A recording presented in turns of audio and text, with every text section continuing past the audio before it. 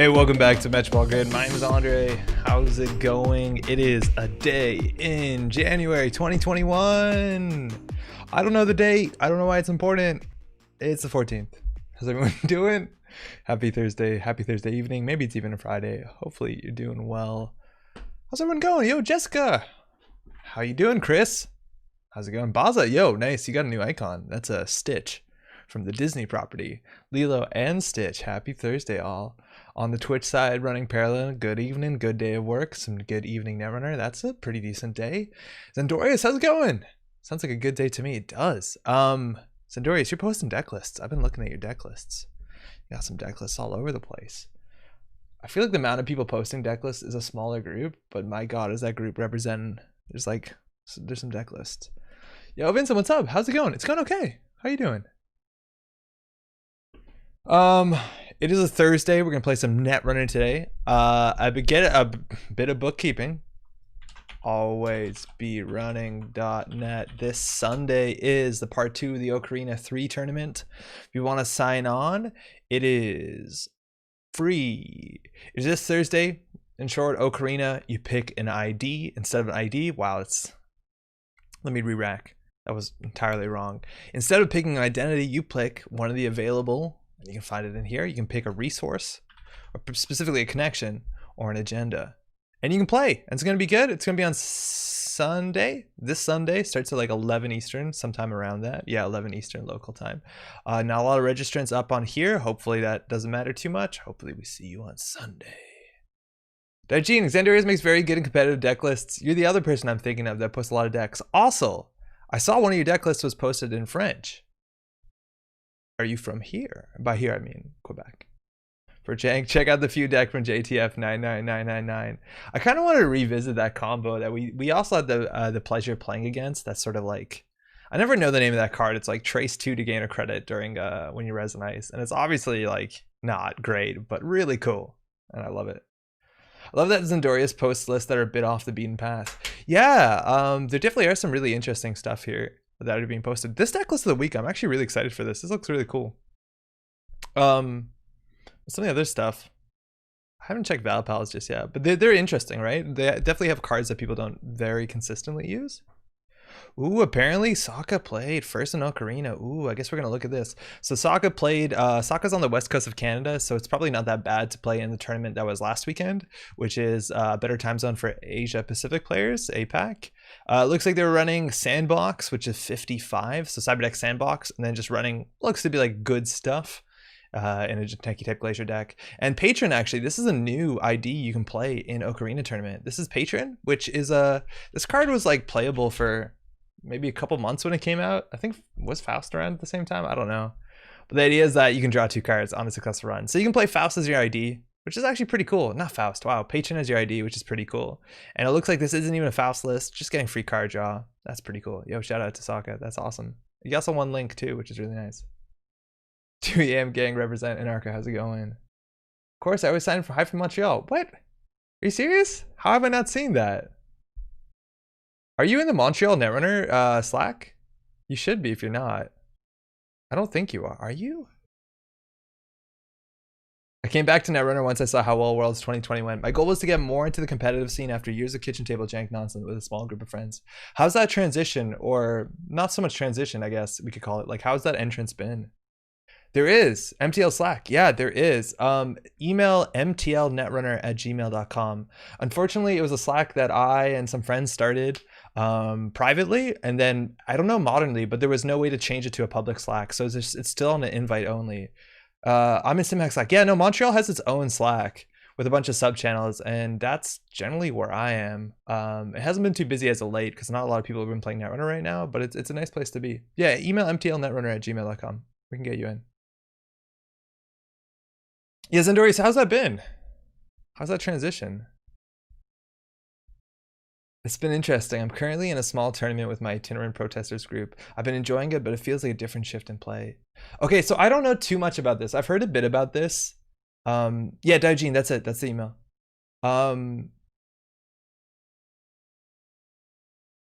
Sorry.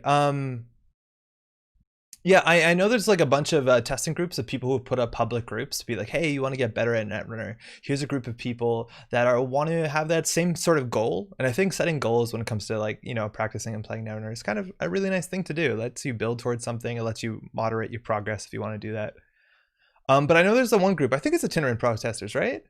So the idea is that somebody came together. Was it Anarcho Mushroom organized it? Oh, fantastic! But basically saying like, hey, these are the things that I want to do, and then people come together, and then there's like testing, and there's people of different like skill levels too that are offering like coaching to some extent, who are offering just like practice games, conversation, deck building tips, stuff like that. So it's kind of like all over the place in terms of the you know, where this the representation of skill, which is like really cool.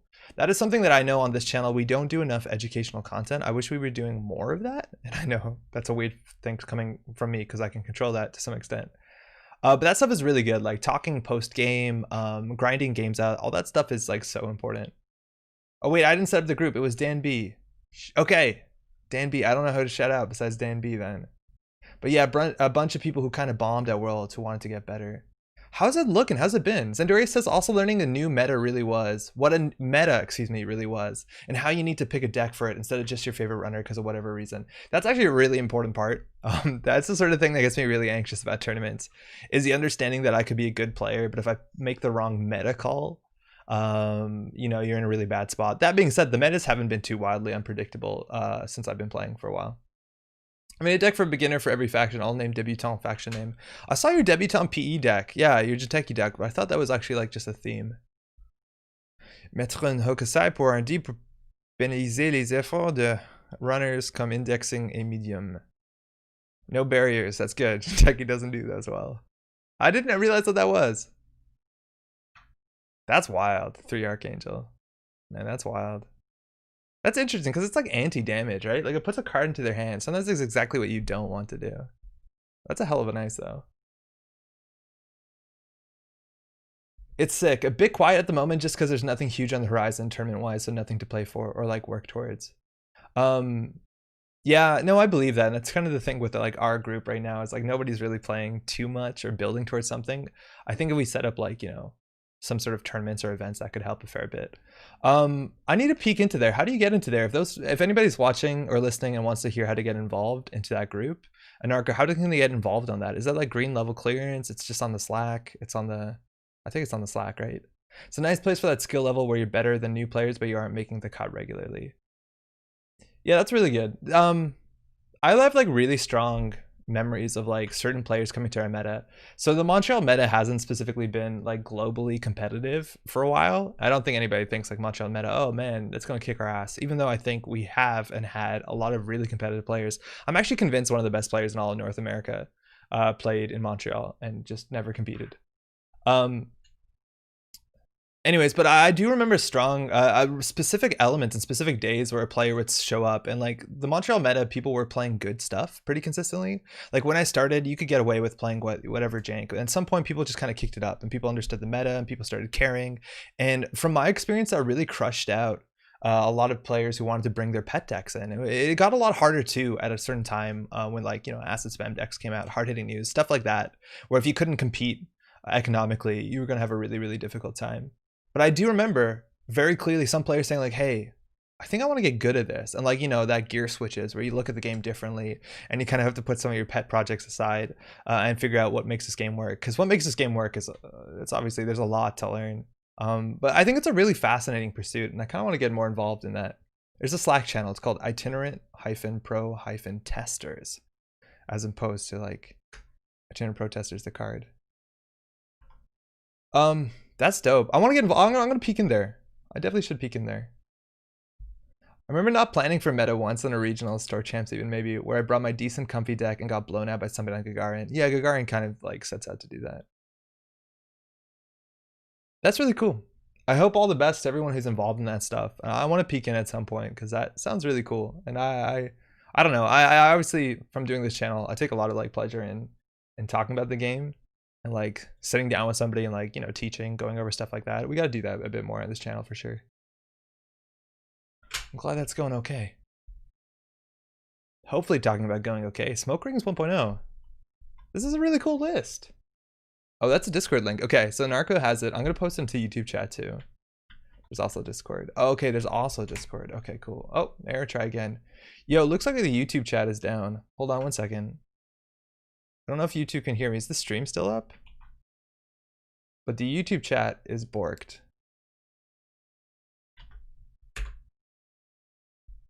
Yo, Menlo, what up? How's it going? It says I can still hear. Oh, fantastic. I just tried to paste the Discord link and it didn't. It won't take it. It just says error. Andre, how's it going, by the way? Okay. Oh, yeah, everyone's here. Perfect. Hey, Jessica. Okay, sorry, I can't post the Discord link. It's discord.gg/PT_F 4U5UZ. So there you go, I guess. Okay, cool. This is a really cool deck list. So this is a Smoke deck, and we haven't been playing Smoke for a while. In short, you know, she gets that 1 credit a turn for only using Icebreakers. That's actually a bit interesting because it doesn't work the way I thought it would for this combination. But the combination here is a card that is really good if you have credits to use during a run, to use this during a run. The idea is you spend a credit to reveal the top card of your stack, and if it's a program or piece of hardware, oh yeah, it's only a program or piece of hardware, so this is actually going to whiff a fair bit. This deck doesn't have that much program or hardware. That's a bummer. But the idea is that you spend a credit during a run and you can install something clicklessly, hopefully something you need at the moment. And the idea is that you specifically have Mantle, which I think is the most recurring credits you can get on a single card for the lowest cost, that you actually can use, spend to use hardware and programs. Oh wait, no, this doesn't even work. Oh no, use hardware. No, that does 100% work. So the idea is that you can use these credits to fire the prognostic Q loop. Now, it's worth noting, similarly to self-modifying code, when it says reveal the top card, you may install that card. Installing the card and paying that cost isn't considered using the hardware. It's similarly to self-modifying code, where you can spend 2 credits on something that you use for programs on the 2 credit cost of self-modifying code, but you can't use it to pay back the installation cost or to discount the install cost. So the idea is with a single Mantle, at least your prognostic Q loop will be free. Once a turn at least, which is kind of really cool. Now the issue is like whether we have enough hardware or programs. My guess would be no. I'm honestly interested in doing this in maybe a different deck, like a Valencia deck who has bad publicity turn 1. That's actually pretty cool if you run. Maybe you can even play some other silly stuff in there, like if you're running and looking at the top 2 cards of your deck every run or once per turn, you can start using Oracle May. There's some interesting stuff to do. And that sort of Oracle May engine kind of works well at Smoke, because Smoke wants to run once a turn, and she can run pretty cheaply when she's set up, so it won't be too big of a tax. This list still isn't on Lady? Oh, that's a good question, right? Like, oh no, it is on Lady. It is on Lady. They have a Lady. I'm still not convinced by Blackstone. No, I don't think anybody is. Blackstone seems awful. Zendorius proposes to change Lady for Blackstone? Why? Oh, I see. I'm not reading the chat in the right order. I was writing in Zendorius about the lack of Q-loop targets in the deck. Yeah. Yeah, it's a bit lower than I think. Zendorius is in chat, though. If there's more targets, it's worth considering. I just couldn't think of what to swap out. I'm currently working on a Val loop deck with Bad Pub. Oh, and Cyberfeeder. There you go. And Cyberfeeder is really cool. You can use that for installing viruses. So if you have a lot of viruses, you can get even cheaper installs, which actually seems really cool. Viruses are like both really good right now and also pretty volatile, but people are playing with them, which is kind of fun. This deck also has 3 indexing, which is kind of the hot Shaper thing right now, so that seems pretty good. Otherwise, we have no multi-axis outside of the MU Safecracker, which is a card that I still think is trash, but is one of the only payoff stealth cards beside Breakers, which is disappointing. Oracle May Q-Loop is great, especially in draft. Yeah, I want to really play more with Prognostic Q-Loop. It seems really cool. But of course, the decks they have to build around it are kind of limited. A lot of programs, you want to play like value programs, like Cash in theory is a value program. If you play Cash and a Pawn Shop deck in Shaper, maybe that works pretty well. I don't know. Even just like anything to pawn, I guess is okay. I don't honestly know what's good with here. In Criminal, you have like a lot of that cheap hardware that kind of came around with this card, like Panic Switch or Flip Switch, right? That sort of stuff, and that's kind of cute. You can even make a run-based deck, get down those prepaid voice pads. Also, actually might not be the worst right now, but that means you have a lot of events in your deck, so that doesn't kind of work. Any Safecracker is trash. Yeah, it's not amazing, but it technically does something unique. Is there room for like test run to put cards on top? It's probably not worth it. Like, look how inefficient that would be. Like, so you test run out for 3 credits. You put something hopefully expensive on top of your deck. And then you have to run next turn. And then, I don't know. It's definitely like a cute combo. That would probably be worth doing if you had stim hack or more stim hacks. Like that's kind of interesting, right? Because you could just like test run into scavenge. But at that point, if you're running test run, you can just run rejig, and then the combo is probably just better. But you could run expensive stuff though. That's very true. Or is that AI by putting programs on top Brahmin? Oh, Brahmin's also pretty interesting. I think one of the big combos that came up with Prognostic when it came out, and I haven't seen too many decks capitalize on this, is to play Brahmin with something like Chameleon. And then every turn where you need the Chameleon, you can pull out with Prognostic Q loop clicklessly for a credit, and then maybe it gets like a Cyber Trooper to loot. That seems really cool. But it's pretty hard because you have to get all that working, and it's still like you need to make Prognostic Q loop a bit better than that.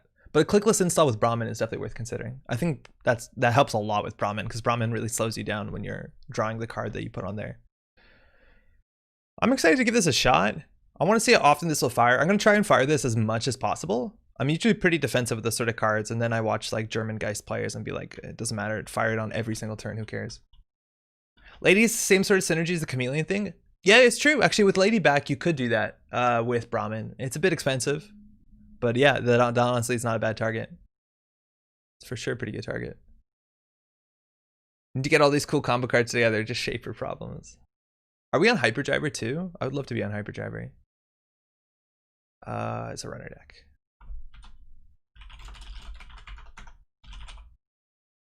It's L, not smoke. Also, for the first time now, I'm not streaming my desktop. I'm actually streaming this JNet window. I'm hoping it works well. So far, it looks pretty good. And now I can like alt tab and change the audio and you don't see it, which is good because it's less jarring and shitty. Gotta convince you to try that import button. Yo, Warwick, that's a good point. How do we do that? Let's do it. That's so sick. Okay, wait, that's way cool. Do we do the whole URL or just the ID? It looks like just the ID.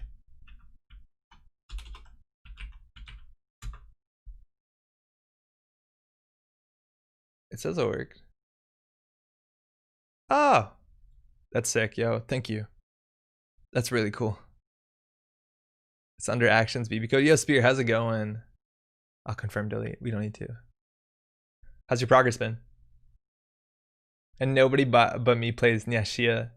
That's true. Nobody plays Nyashia. Nyashia? Is there actually an H in there?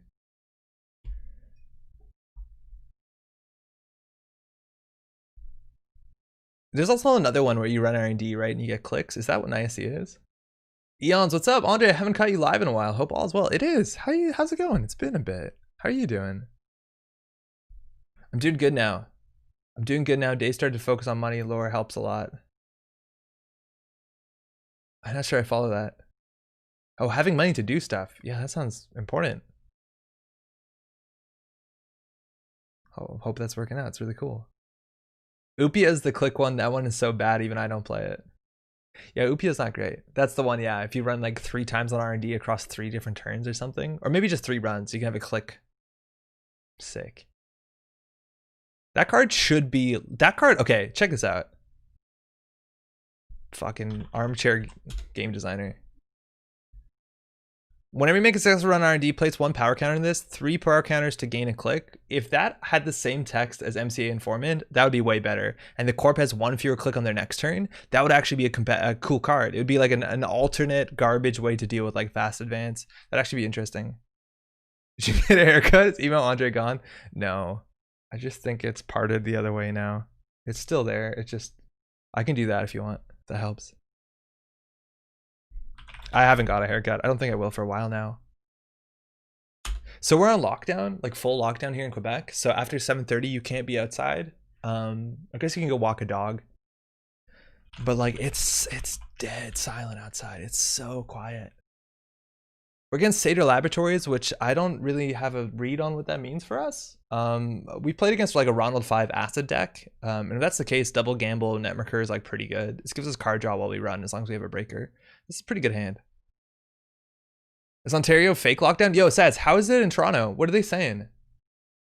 Actually, are you Toronto or Ottawa? Shit. How's the lockdown there? I thought Ontario's full lockdown. I think they announced it like a day ago or so. I'm not actually sure.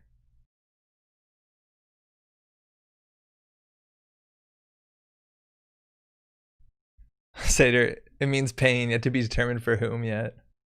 It's the same idea when you see Cybernetics Division, right? The D in Seder is pronounced like a TH in brother. I was surprised too. Wait, you think it's Scyther? Scyther? Okay, I don't know what that is. Install credit. For real, thank you, Marseille.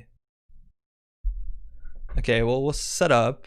This is like a Rashida worst case. Looks more like a Maryland. So I think we can just set up. So we'll open up with the options. Well, that's some gambles.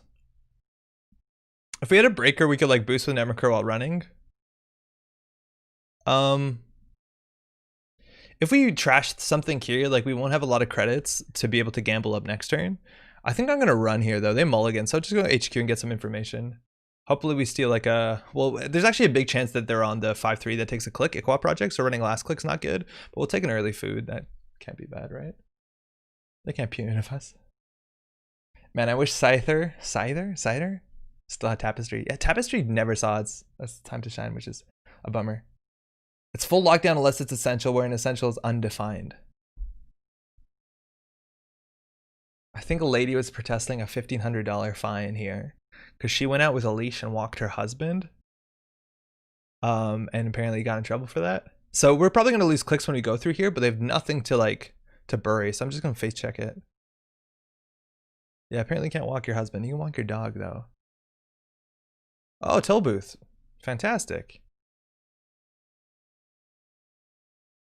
They have no money. So now we can check literally everything. Now we can't gamble here. We want to run first click unless we hit Fairchild 3. All planned, got food.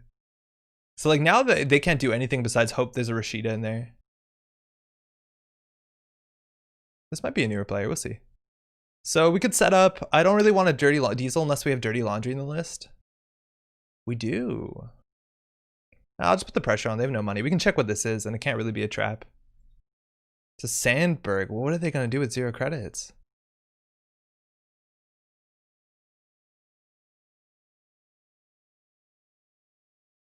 Tapestry looks like Jinteki Ice. Yeah, it sort of does, doesn't it? I just got slightly inspired today after hearing you talk about it last stream. It's so good. Oh, wow. There's no wrong time to get the game. People are still getting to that game. Just going to click for a credit. Okay, so I don't know how they can burst up in credits. It doesn't look like it's Rashida, but they have a Sandberg and they're on 0 credits. There's no way for them to make money on 0 credits in faction. They could maybe play, oh no, that card rotated because we made an unsuccessful run. The one's like gain 5 or whatever. BCS and restrictions. Okay, well now they have 3 credits. I'm gonna start with the diesel to get the laundry. No dice. And we'll just run HQ. If we got something to boost, it would be really good. So we could consider playing this next turn. But I'm just going to keep slamming and figure out what's good. It's another Sandberg. I don't think we care about that. We have stealth breakers, let alone they don't have money.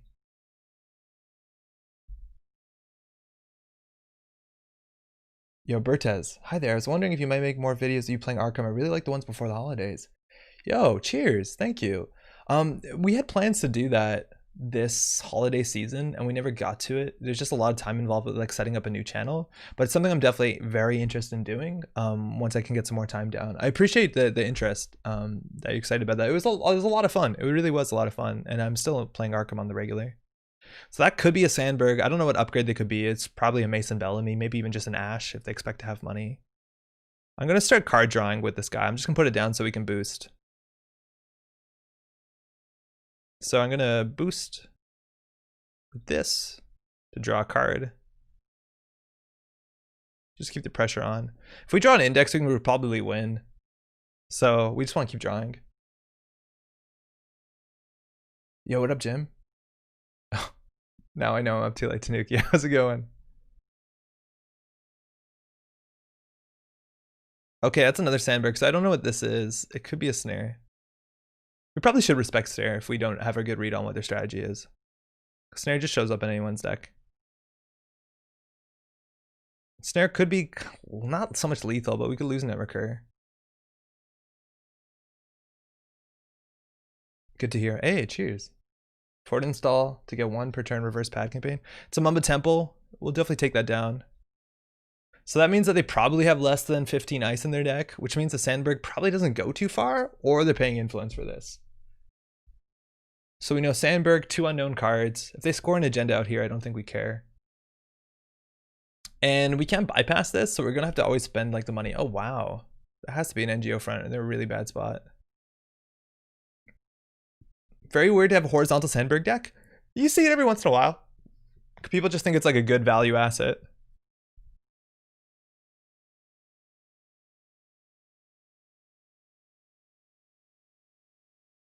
I don't believe it. Oh, Mirror's in our deck. Huh. Hedge fund? Okay, so they're going to have money next turn, especially if that's an IPO. We want to be drawing other stuff than this. We've got 3 gambles, and that's the end of our money. I think we have peace in our time, which actually be really bad. Oh, that's another Sandberg. I'll just put this down as a threat. But peace in our time, if I'm not mistaken, is going to be a huge issue for this list. Yeah, because they're in Sandberg. We don't want to give them money. Oh, wow. They're actually scoring an agenda here? Is it the Purge one? Oh, it's Advanced Concept Offer. Oh, shit. Okay, so we both got our own Netrunner. Yeah, if we draw into an index, we probably win. And they can't play the hedge fund. So they have to use concept hopper. So the first time we run every turn, they draw and get a credit. That's really good with Daily Business Show, let alone for a horizontal deck. That's like an underrated, powerful card. Unfortunately, the card, when this came out, I think we still had an APD contract, so nobody played it.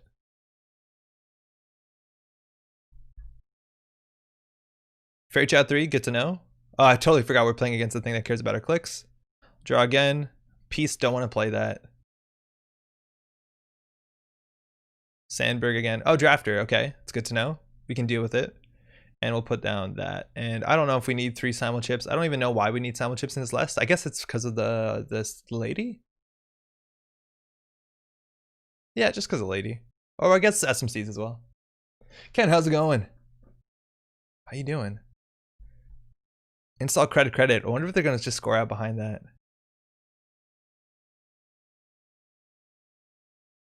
Yeah, lady needs the chips. I believe it.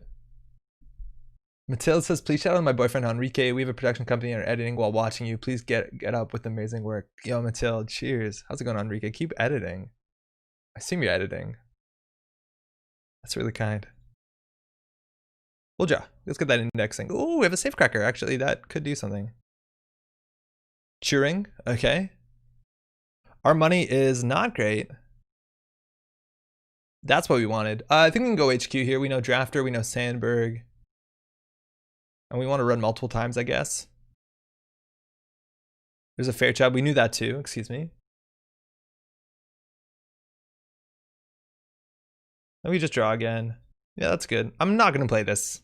I really don't think we're going to need it. And MU Safecracker allows us to like pay additional for HQ. That's okay. I don't think this card's good. I don't know if we're going to need MU. I guess we are, right? That's our only MU card. Oh, sorry, wrong window. Yeah, I guess we need it. I just don't need it in this hand. Yeah, we don't need it. You just said indexing wins here? Yeah, we just need to draw it. Also like simul chipping the mantle during your turn to get an extra stealth credit. Oh yeah, you can do that. Mirror for stealth credit replacement for another draw for HQ run. Oh, that actually we need to bring down. Yeah, but like you pay 3 for that, so by the time that pays off, and Netrunner is the first time each run. That's not the worst. Okay, so Sandberg will be alive if they click for a credit here, but we just need to draw an indexing. Okay, so we have to Drafter or Fairchild 3. So we can run first click, but then we have to break the Fairchild 3, which I don't know what the number is on stealth. I think Penrose is like what, 2 to install? 3 to install, so that'd be 5. It'd be 6, 7, 8, 9. That's a lot of money.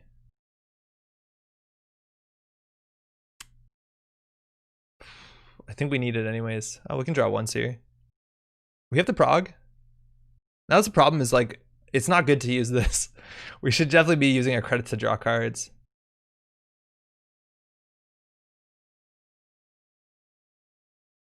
Oh, that's a bummer. Just draw for money. Okay, there's an indexing. Okay, so if we set this up, we can hopefully win in a couple turns.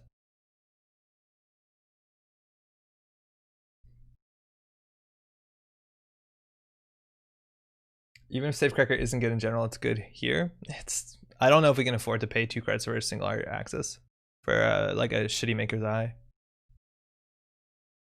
I just want to click for a credit here. Unfortunately, the Prognostic Q Loop's not going to do much. Like, we'd have to hit the mantles. We're through half our deck. I think the credit's better than anything else. That's a bummer. That's a real bummer, because we're trying to use this. Part of the benefit is loop seeing the top 2 cards, which can form marker draw credits. Oh, that's a really good point. For what it's worth, I'd rather throw out the Safecracker than this, considering we're like at the point where indexing can win games. And it's worth noting, even if they fire their ability... Oh no, if they fire their ability with indexing, it does goof us up. So next turn we'll have 9, 10, 11, 12. So we can run here. Hopefully they spend 6, and then this doesn't matter. Mantle can power Safecracker. Yeah, we need that though. Like, we need to get all that stuff set up. We don't have it. That's why I kept this, for that possibility. Even if we can like spend extra credits just when we indexing 2 in a row to win in 1 run.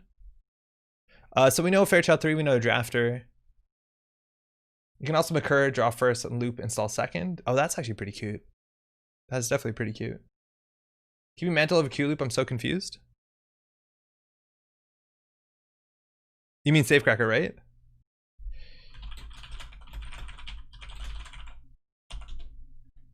Yeah.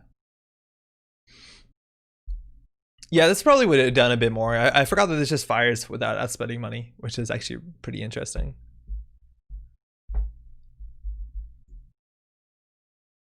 But here we just start smashing indexing, and we only lose to like boot camp, which they don't have on the table. Oh, you can't undo 2 clicks. I don't think.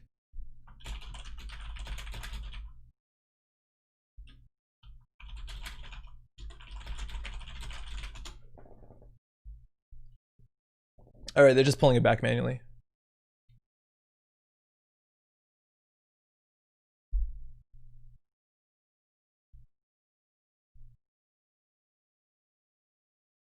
So like, we're honestly, it's many turns in, we're not putting on that much pressure. We were spending a lot of time just going for singles. Icing up HQ is interesting, whether that means they drew something. Drawing after they ice HQ, that's always not correct. You want to do that in the other order. It's an easy way to improve your game.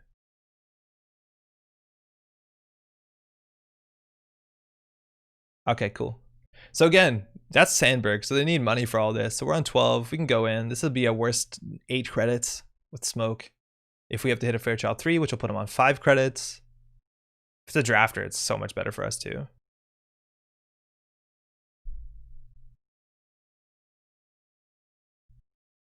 Yeah, there you go. Okay, so we're gonna pop this. We're gonna try to at least, yeah. Okay, we'll install the Penrose.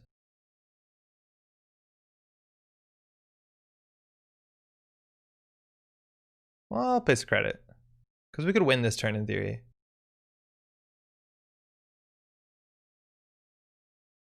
Yo, this is not running well.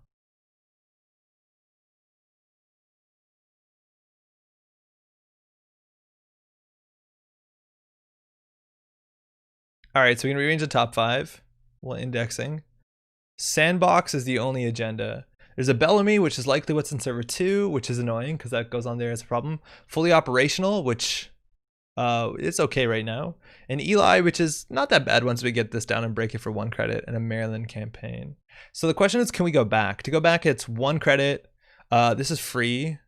So that's 2, 3, 4, 5. Yeah, we probably just want to steal a Sandbox. JNet has been very laggy recently. Better the past few days, but it's having some issues. I've been told that the fact that I have so many decks actually hurts me. So I'll put the fully op at the bottom. I guess the Bellamy should probably be lower than that. And we'll do Eli. The question is whether we're going to go back for the Sandbox. I think we are. We can just click for credits and go back. Right? Because if we go back, we pay free boost, break, break, break. Yeah, we'll just take it. And we just wait for another indexing we set up.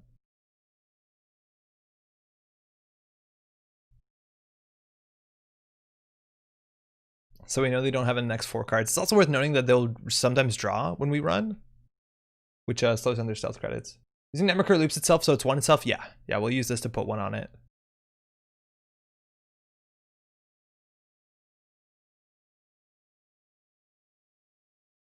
Oh, I hit barrier subroutine. Doesn't let us do that. It's actually pretty nice. And I'm going to keep the stealth credit on here, just because in theory it has value if we need it for MU Safecracker. We have credits. Okay, so now I'm going to draw into a Maryland, into an Eli. We'll draw. Okay. We'll just take credits here. We can maybe camp R&D. Okay, they drew a Maryland. They have Adonis. Again, so that's a Maryland, which again, if they're fully off play, makes a lot of sense here. They have another Sandberg in hand. Install credit. Okay, so if we run this, it's honestly a free card draw. We could trash this if we really need to. I don't think they're going to have enough money to stop the second indexing. So they know the next 3 cards on the deck. We can probably just set up and do nothing. Oh, Beth is good. Yeah, we'll just set up for a couple turns down the line. And Peace honestly is not bad. I guess we can do Peace into run, but I don't want to give a Sandberg deck Peace. Even though we have Stealth Breakers, I just don't want to do it. And this will probably give us, like, we're going to get 5 credits every turn now for a bit.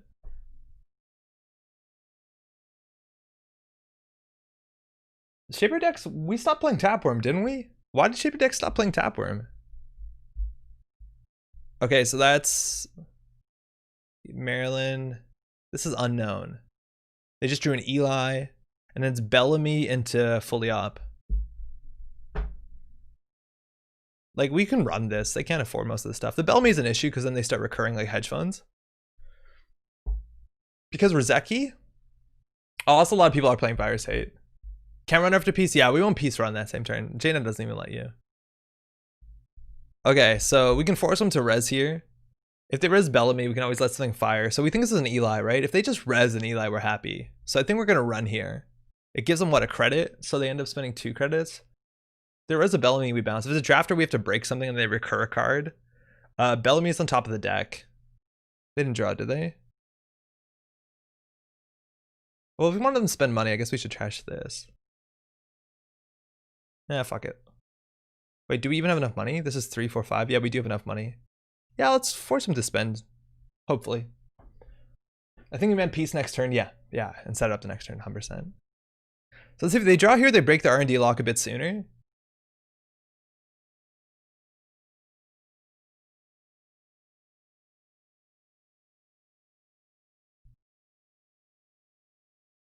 Yeah, there you go. So that's fantastic. We're just going to bounce there. And sometimes it's nice to have that Simul chip down just so we can Penrose that. Oh, I forgot to fucking Nemerker. Shit. We forgot to boost for no reason. Going HQ doesn't seem that much sense. They have a Sandberg. They have whatever they just drew. No, that was that. Yeah, we definitely should have boosted there before we let them run fire. I'm wondering whether we take this thing down. I don't think it matters too much. Let's just make them spend some money. We'll go HQ here. And then if they don't res, we can boost. If they do res, we can break. Yeah, that's fine.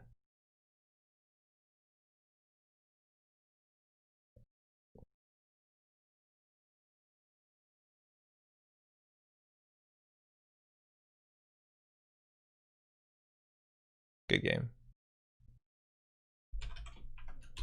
Wow, I didn't think they had another one in there.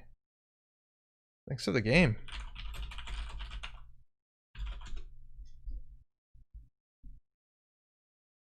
I'm surprised they had another agenda in there, right? Assuming that's an agenda. We're like at 2, 3, 4, 5, 6, 7, 8, 9, 10, 11, 12.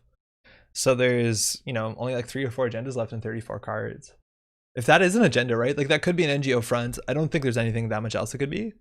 I'm surprised that they're on a Sandberg deck. It's kind of cool because the pieces make sense. Sandberg does work with fully operational in a really meaningful way. Unfortunately, like our deck, you know, 1 for 3 strength is really good. Bypass is really good. But I don't know if they have the money to keep that thing going. Right along, like their ice seem to be pretty expensive. Let's try this again, and let's try it in prognostic more because we definitely did not do that at all. At all. I threw it out even. I said we'd prognostic more. Dragon, how's it going? Hey, welcome. Ken said, I played my first campaign of Arkham Horror last week. Just the first tutorial mission, but it was fun. We ended up beating all the cultists in the second mission. Yo, congrats.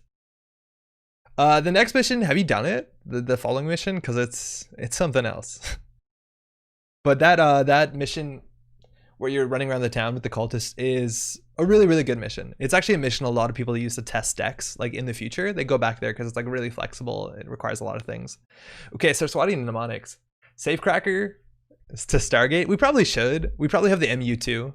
Like that's kind of the problem with MU. Like it's 3 influence. It's wild. Like even Trickster Taka is probably better for the slot. All right, so Swati could be a lot of things. We have to deal with biovaults. We have to deal with traps. It could be what's that thing called? That 6-2 agenda. That's a pretty big deal. We have an opening prognostic. We have an opening mantle, and we have indexing dirty laundry. So like if they don't ice up R&D, we can blow them out. Eons. I don't know if they've been playing for a while, so we'll see. Sorry, Swati. Someone wants to please me with the Corp deck selection tonight. Yeah, people love Saraswati. Oh, Juman, thank you. You basically mulligan for the loop, you can accelerate your setup a lot. Use Mantle to reveal. Yeah, 100%. We're going to be doing that. If we haven't used this, credit, we're going to be using it for our prognostic Q loop because this is once a turn. So we can do it on the corpse turn, which is really good.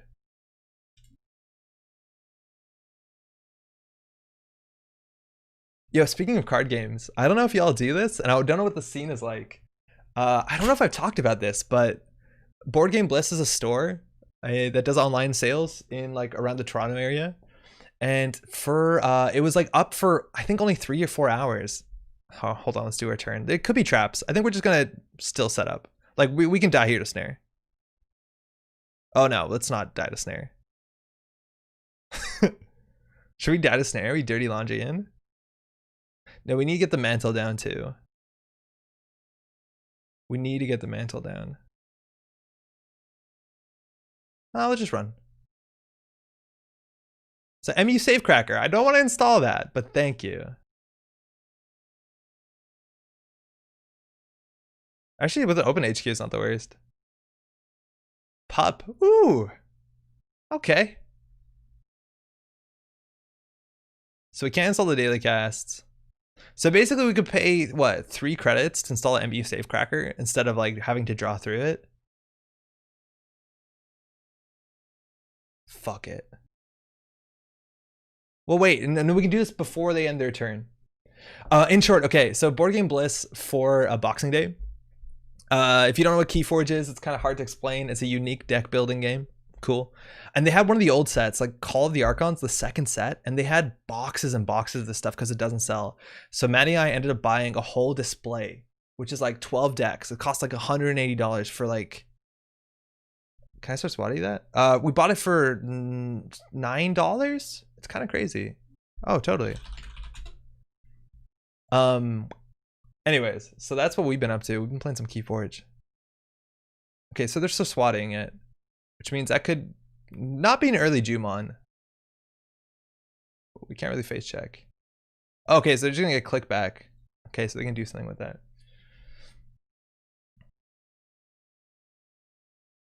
Oh, I just took the credit, whatever.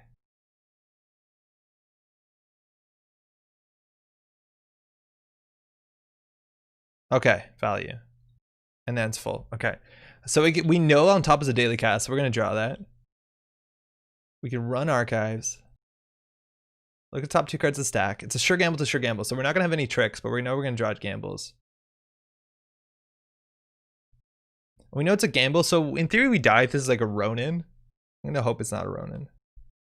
Less than $1 deck is pretty good. Oh, it was fantastic. It's like, I don't play Keyforge, but it's like, wait, that's not, like I thought it was a glitch on their website, so I went in for it. But like, yeah, it's more Keyforge than I'll ever need in my life. It's fantastic. Nisei token, let's go. Oh, sandbox, okay. We have no viruses, but that's obviously very good. So this looks like they're playing more of a Glacier deck and playing like an off-color Paulina, something like that. We know there's a gamble. I don't want to run for no reason until we have a breaker to boost or something. We basically want to win off of, you know, shit. We could have prognostics these. So it's either we run to look at the top card of our deck. I don't think we do that. I think we just set up. I don't want to show that we have the SMC. And we'll trigger this on the corpse turn, which I don't know if we did that last turn. I guess we knew what was on the top. Keyforge feels like the opposite of Arkham. It kind of is. It sort of is. Yeah, there's no RPG, no deck building. Start Swati with a counter on it so they can't res or score it. And they're doing Kyobu Precog Manifold. Shit, they can rush this out really hard. They have a Nisei token. So we're going to do this. Install Mantle. Wow. Okay, that's actually really good. So if we run this, we have to play a side game. But we also can just make them spend money on the reses and all this stuff. There's a chance they just have like low end ice. And if they res that, we can always go back to R&D with the indexing and then hopefully lock them for a bit. So I think we're going to face check into. The question is like we need 1 or 2 breakers. We can do run 1 and then install SMC and go back if we really need to. So let's start here. Top of our deck is a mantle into a diesel. Whoa, that's really cool. That's really cool. Pay 2 credits to get 1 credit. It's a macrophage. Okay, thinking. So it's a macrophage. Well, there's a mantle into something. So if we install the mantle here, I think we do it. Oh no, we can't. We don't have MU. So if we want to break this, we pull out a breaker for 4. Then we can boost, break. We don't have link. I think we're going to do that because then we can also deal with barriers. In theory, we shouldn't use the stealth credits. We should keep these stealth credits for later in the turn. That's actually a fuck up. Hold on. Because we want the stealth credits unless we, in theory, hit a sentry later on in the turn. Let alone we need it to boost. Yeah, that's definitely not right. It's a mantle into the diesel. And they'll shuffle it so the diesel's not on top.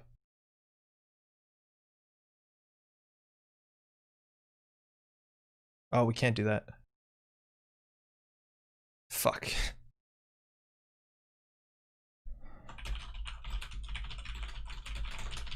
You're starting to see the power of the loop? Yeah, it's kind of cool. Just don't think it's going to hit often enough. You can definitely work towards that. Okay, so we'll do this. We're not going to use the credits. We're going to go for a Penrose. We have to boost twice, which is stealth. We're going to run out of stealth anyways.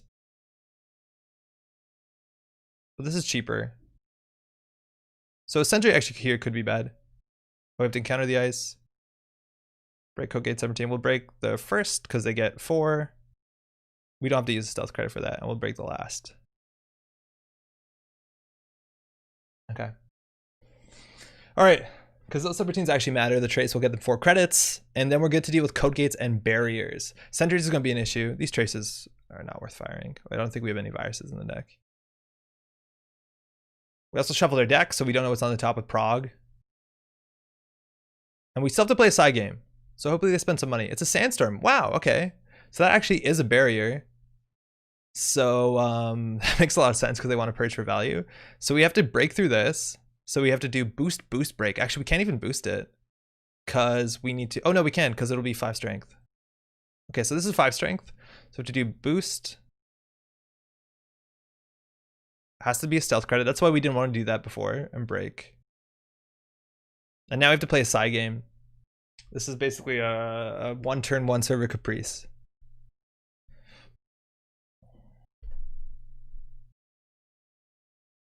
We kind of just want them to spend money here. But if it's one of these, they're going to get their money back really handsomely.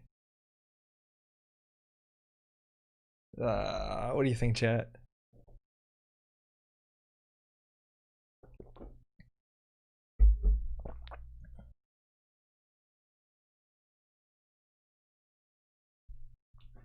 Generally like waiting. They pay 2. Okay.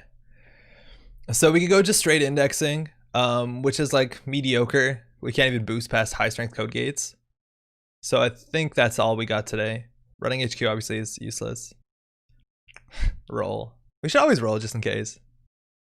Okay, we can install that for free, so that's fine. And we'll draw up. So if they score this agenda, unless it's a Nisei token, they're going to have nothing else to do. Because we can just jam indexing. If it's a Nisei token, the indexing probably gets stuffed. Okay, that's a lot of money. So we can't deal with sentries. Easily. Fuck it. Let's go. Stim hack to Nemerker. Okay, neither of those are targets for the Prague, but understanding we have a stim hack is really good. So sentry here could be pretty bad. I don't know what sentries they'd be on this list. Considering it seems to be like a rushy fast thing. Rude. Tell me about it.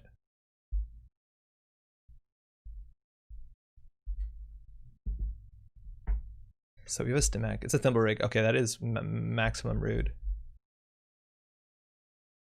So I'm going to use the stealth token.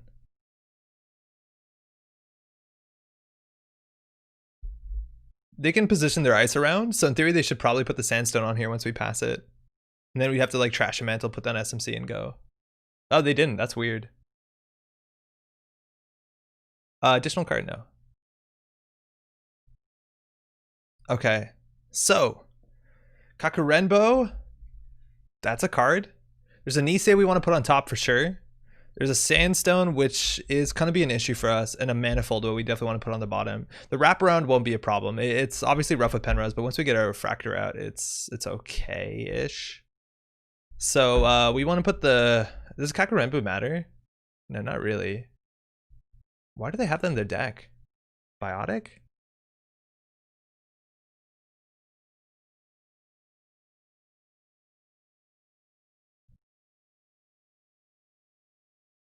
This one's more expensive. I think they're just going to purge for a couple turns, though. Oh, wait, no. In Kakurenbo, they can discard a card from their hand. So as long as we run HQ, it would be okay.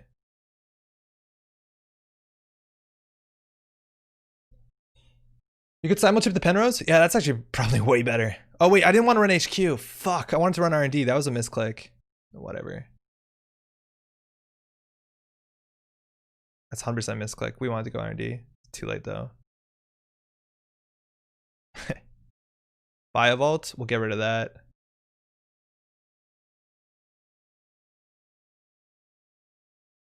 Yeah, that's a mistake because we fucked up. We want to install our simulchip for free, but we're not going to be able to do that.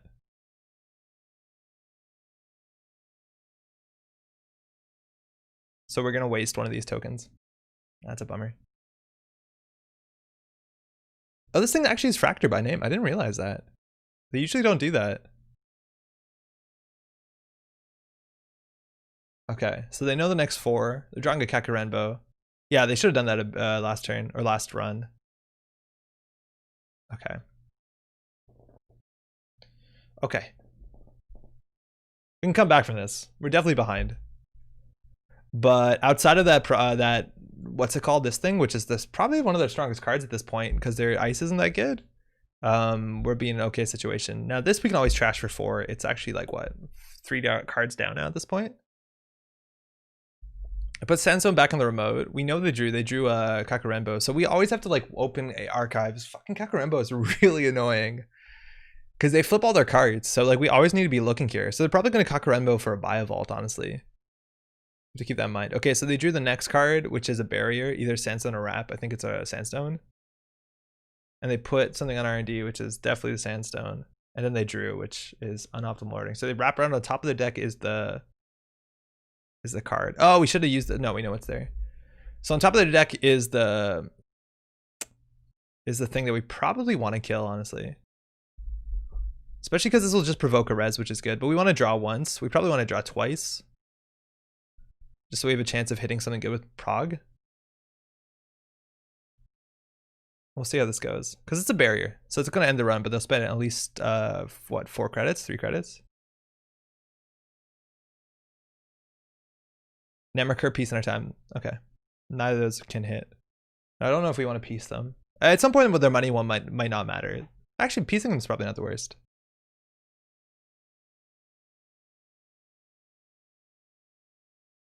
So they have Wrap and Kako in hand. Kakurenbo. Yeah, there you go. So we can't really get in here.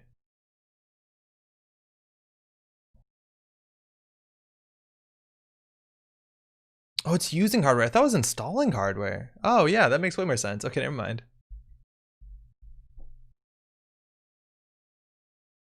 We should play that Netrunner before running. I don't know what we were thinking. The Netrunner we would have been able to boost into this turn because we were just face checking. So now they drew the thing. If they don't play it, we're going to be running HQ this turn. And ideally, we actually want to find a killer because we can use this for programs. So we don't actually have to pay pup. We can actually just like straight up break it. And they're putting this behind, which is smart, so that we don't bounce off of it and just lower the strength. Okay, so they drew their lockdown and they just purge. Okay, so now at this point, the Beth is going to get a bit better. All right, we want MU. That's what we want. We know the next 2 cards. Yeah, that's not good. So I guess we run HQ. Like the thing is, like we want to actually stim hack with the self-modifying code out. We just don't have the MU. We could install a stim hack over the pen rows. Sorry, we can install SMC over the pen rows. Stim hack HQ. We have a 1 in 3 of hitting something good. Actually, a bit better with MU Safecracker. Yeah, I think we should do that. Yeah, let's do that. So we're gonna trash this, install that, stim hack, and then we'll simul-chip back the pen res whenever we need it. Or we could do it immediately, honestly, but we lose the fractor capability.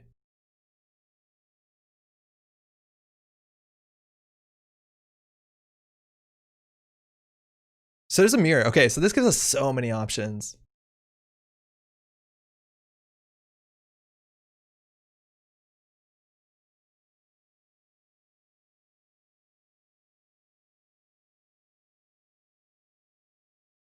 Wait, what is this? I got a message that we're running low on space on computer. Okay, so we're gonna spend this. This is for using programs and hardware, so we can spend the 2 on this. Yeah, let's go. And we'll install an after image, which we don't need. The lady is honestly more important, so that might be wrong. And then we can mirror. Oh, we fucked up. Ah, shit. We need to use this credit on to something else. Ah, fuck. Because we can't use this on MU Safecracker. Wait, I goofed this. Because, okay, certain stealth credits can be used on certain things. This can be used on breakers. So we don't want to use the mantle credit because the mantle is the only way we can use the MU Safecracker. I don't want to do the mirror right away.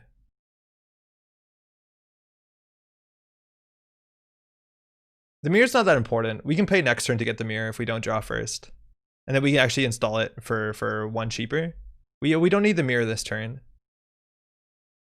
We do know the mirror's on top. Yeah, you need stealth for Safecracker, yeah, so we definitely need that. Mirror and Netmarker, okay. So, we're gonna pay 2. We're gonna encounter, install program. We're only gonna use 1 of these to install the after image.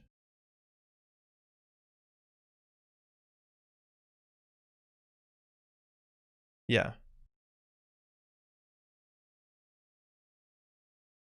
Kakarenbo. There, we got it. Sick. Okay, that's good. So we're set up to run HQ for free. Smoke cannot pay for MU. It only needs 1? Oh, for this? For the Safecracker? They just drew, fuck. No, they had the Kakarenbo. We don't know what they're drawing anymore, but HQ pressure seems okay. They're start swatting into the remote. We didn't see a Biovault just yet, so we need to run that for sure. But we can run this actually pretty easily with just the simul chip. We just need to destroy something. So we know the next 2 cards of our deck. Actually, we don't because we stim hacked. Oh, I see what you mean about the mirror. Oh, because we shuffled a self-modifying code. Yeah, right. I just don't think we needed that turn. Exactly this turn. So I don't know. I think we eat a mantle. Because we definitely want to get through this. And that's going to be 1, 2 stealth credits, 3 stealth credits, which is exactly what we have. But we only have 5 credits? Wait, what happened to our economy? 13? Oh, this is actually really bad. So we trash a mantle. We can't trash a mantle. We have to trash something else. Yeah, I think we misplayed that. Because we have to pull our pen rows, which means we have to trash the after image. Okay. So that means we install the after image for free. And this is 1, 2. Okay, good. +1, +1 if we need to. And this is 1, 2. So this is 1 real credit. This is 2 real credits. We can, in theory, do it. I think we have to. I think let them have it. Take some time to set up. I don't think we have enough time. But that's an Issei token. We almost definitely lose. Like, we're basically set up. We're struggling to set up. And this deck is really, really fast. I don't know if we can lock them at this point. Like, it's really hard for us to deal with. And they only have 1 more. But like the Hyobu precog, and maybe they get a Biovault open. And at that point, we can't run the Biovault.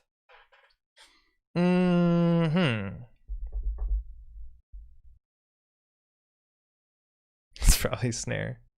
Yeah, it's worth noting that they did Sarswadia, so in theory it could be like just a Rashida. I just don't know if they would do that. So we could draw once here. What are we trying to draw into? We played all our gambles. Dirty Laundry would be okay. We don't have any more stim hack. We know we can get in here. We have to eat the after image. We can draw once. That's actually really good. That lets us recover to some extent. So again, run. Okay. We install, trap the answer image, install this for free. Then we do boost, break. We do boost, break. So we have 3 credits. In theory, we can install a net recur, but that puts us on so little money. We're definitely better off getting the Beth down. It'll pay off a bit more. I think we can do this. Piece in our time, simul chip. Okay, yeah, drawing the piece in our time before turn ends is going to be really important. Unless they jam, which they're pretty likely to do.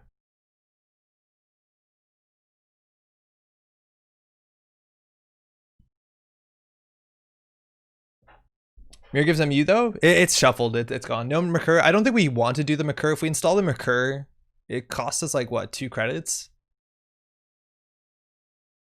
I don't know. Yeah, actually maybe it is better than Beth. We're gonna piece next turn. I don't know.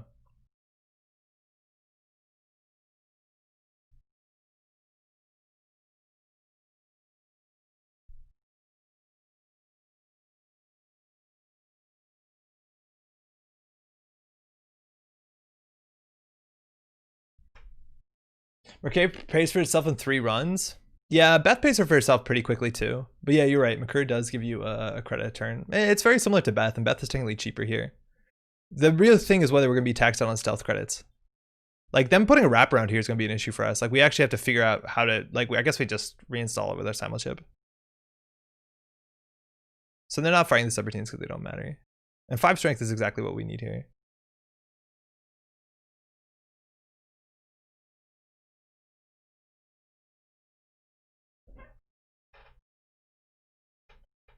What the hell is this? It's a Nisei. Yeah, if they score that Nisei, I think we lose the game. So I'll draw once and hope they don't jam. And then I think we just take a credit. Because again, as long as we have the modicum of credits, I'll discard down to 4 cards, that's fine. I wonder if Beth is, but no, we probably just need the credits right away because they could jam right away. If they don't jam, we if we played a Beth, okay, so we say we play Beth down, we're going to start our next turn with maybe 0 credits, which probably isn't enough because we need at least 1 to install this. So I don't know, I think clicking for credits okay here because we want to, like, if they go to 15 credits and we have Beth down, we can't even piece next turn because we'll get a click. Actually, no, that, yeah, because it's priority. Sir Swati. I think we have to give them this one. We can do it again. Maybe they just think we can't do it again, right? Like, we install this. We're 2 credits. Ah, Christ. That Mercure can get the extra draws, improved chance of loop targets early on. Yeah, I just don't think we can afford any loop target here. Like, we're kind of locked out until we get our mirror. Just 2 and 18. It's not that low. I think we'll give them this one and just stabilize. Because now we can definitely do this. This stuff will pay for itself. I'm hoping that's like a Biovault or something slow. Yo, Jogging, how's it going? Kakarembo also still a threat, and Kakarembo for like Biovault is a totally reasonable play. Oh shit, I don't know what that is, Bat. What is that? Chillin'. New remote. I have no idea what that could be.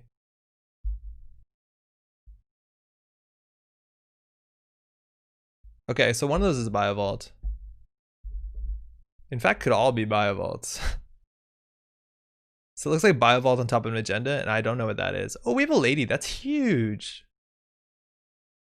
That's a really big deal. That's like the best draw here.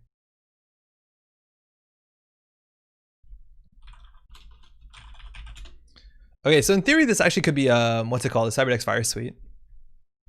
Which would change the math on this. So if we install her, we're down to 3 credits. We run. We get full boost all the way with smoke, and we do break, so we're at 1 credit. Then we hit this thing, and it's gonna be 4 strength, so we still have to boost and break. Then they hit us with a Biovault. They can't res it. Oh, you're right, they can't res it. 100% you're right. Okay, so we don't have to play around that. That's a really good point. Then we have to do this again. The problem is that we're gonna need 4 stealth credits. So, well, we have exactly 4 stealth credits. So we can do credit, install this run, and hope. Math. They can, yeah, they can res this one. This is a Biovault. We're pretty confident. There's a small chance it's no Bacata though, but like, I don't know. This doesn't look like it'd have it. So if we install this down, we'll go down to 3 credits. So we click for credit, we have 4 credits. Okay, we have 4 credits and 2 clicks. So we do stealth, free. Now we break 1 credit. They can have the fucking 8 credits. I don't think it matters. So stealth, 1 credit. Okay, so we're at 3 credits. This, we have to actually boost a real credit. So we're at 2 credits, and then we can get Biovaulted. Then we can go back, and we can do stealth, 1 credit, 1 credit. Yeah, we can do it. It'll be all our money, but whatever. It looks cool. Oh yeah, right. What's on top? Mirror. Yeah, on the wall. Okay. And we'll have more because the Nemakur will boost next turn.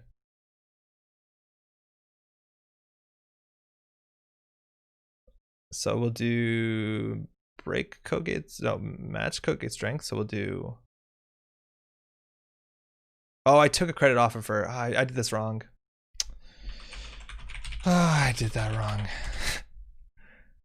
I should never click on things. I'm too used to that. You should just let it do the prompt.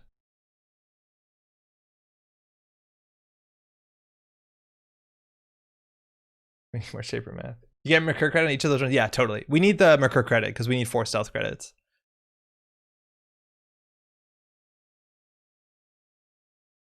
Oh, that's an interesting interaction. I didn't know that would work like that.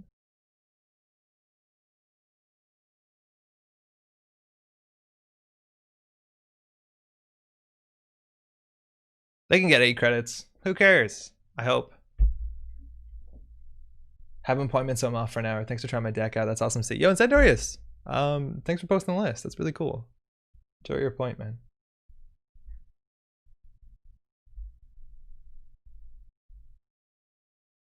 Cool. So now we'll at least get a Beth click next turn.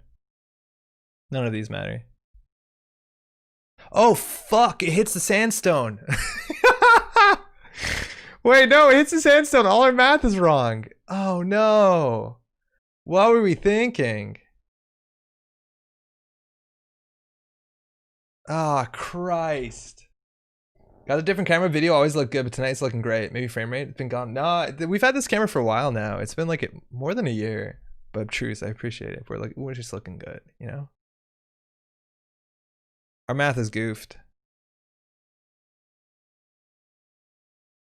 I forgot the purge actually is relevant. It usually doesn't happen. So we have to pay 2. Yeah, whatever, we'll do it.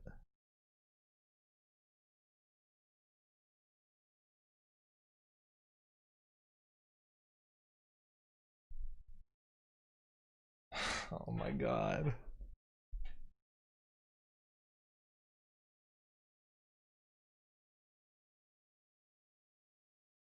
Bye, Wallace. Voltus. Thinking, okay. It's interesting. Because this could be anything. Like, this could just be Rashida. And in theory, we don't have the credits to threaten the Biovault. Oh, actually, we do. We can use these credits for anything. So it'd either be a Rashida or a Biovault is the fork they're putting us at if they don't pop the Biovault. In theory, if it's a fetal AI, we can't even. Oh, no, we can still steal it, depending on the order we access. Okay. It's a Biovault. I think they goofed it. I don't think they realized that we had this here. It's a Rashida, yeah. Okay, so that's a good fork. We could technically run this. Like, I have no idea what it is. Yeah, we can boost a breaker on the way. That's probably better. It's like clicking for a credit.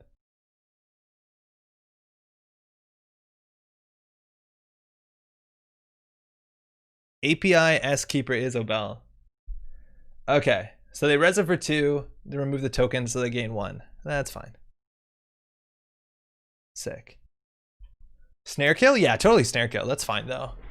That's fine. We need to go for it. I haven't actually seen this card fire that often. Yo, Frank, what's up? I hope you're doing well. I'm here late. I'm doing all right. Thank you. So 2 mirrors on our deck. That's not going to help us. Rashid is going to be a big deal for them. But we got out the Biovault, which is really good. And again, this server, now we have a full understanding of how expensive it is. And the answer is not that expensive. We know they have a wraparound in hand. Sentries are a problem, but ideally we get the simul chip down relatively soon. And then we're in an okay spot. Again, we're going to have 5 clicks. And we don't have to spend too much money, hopefully, at this point. Like, we just run. But they could put like 2 pieces of ice on here and like Sarswati, and then we have an issue. I just don't know what the rest of their agendas are. Like whether they're on 5-3s. I assume they are, considering Sarswati does 5-3s okay. Actually, yeah, they do 5-3s fine. It's all about that last copy of Yobu. We're gonna lose to that if anything. We also still have like a really legitimate indexing threat if we find it.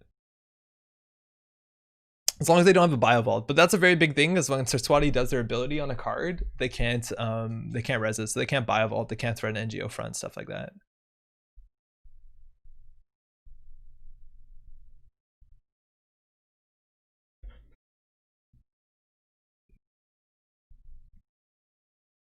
Ooh, so that's definitely a Biovault, but they can't resist this turn. And then it could be anything else. They have so much money they can just like do that ability on anything. So like we really want to just draw into. Oh, they didn't use this. Oh, they did. They did the Rashida. We really just want to like draw into our indexing, and it's a 1 in 8 chance to draw. It's a 0% chance to draw because we know we have 2 mirrors. Shit. I don't know if we can afford the mirror right now. The Nisei token is way worse. If they get the 3rd sandbox, who cares? They have infinite money. They don't have Ash or anything that matters too much.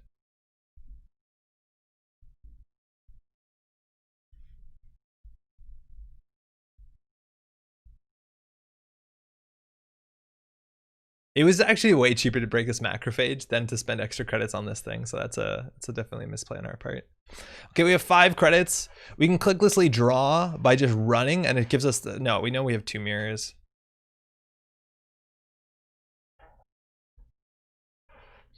Do we want to clicklessly run? We can get a card draw. But no, then we just like running archives or something. That seems pretty bad. Well, we want to click for credit. So yeah, no, we run archives because then we can choose to draw our credit. That's definitely better. So we're looking for indexings. Cool.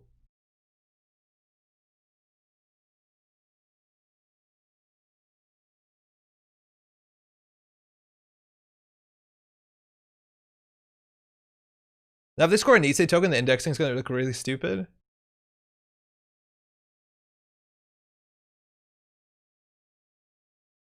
What's in your archives? You could have installed the mirror for free. I don't think so. We actually have to pay the install cost. It wouldn't have been free because this is only for using hardware, not for installing hardware. So we'd have to pay for it, right? Because the installing of the off the prognostic, unless I'm missing something, which I definitely could be.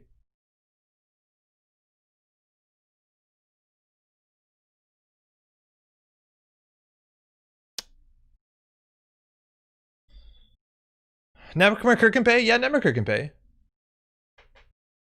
It's still such a bad card? No, it's not. It's fine. It's like a Rizeki. Sort of. Yeah, we could have paid with Netrunner so that we could spend a stealth credit and then got a stealth credit back. Like, that's totally legitimate. Please no Nisei. You want the 3rd whale fighter, huh? Fuck. Shit, okay. That's obviously bad. Now the good thing is that they don't have the choice between the Biovault, so like they'll actually have to eat the indexing here, or like they'll have to stop the indexing. So this will be 5 strength. So I have to do 2 credits. Yeah, we'll just go for the indexing and see how it goes from there, because they'll probably just boop it. So it's a diesel into a prognostic loop. So those are both garbage. At least the diesel will. Wait, did we have diesel in our hand last turn and we fucking clicked to draw? Are you serious? Did that happen? Oh, no. Yeah. Yeah, we had diesel in hand and we clicked to draw. What are we doing? We need to keep our stealth credits to some extent because they could put the macrophage in front of there. And we need to keep that in mind.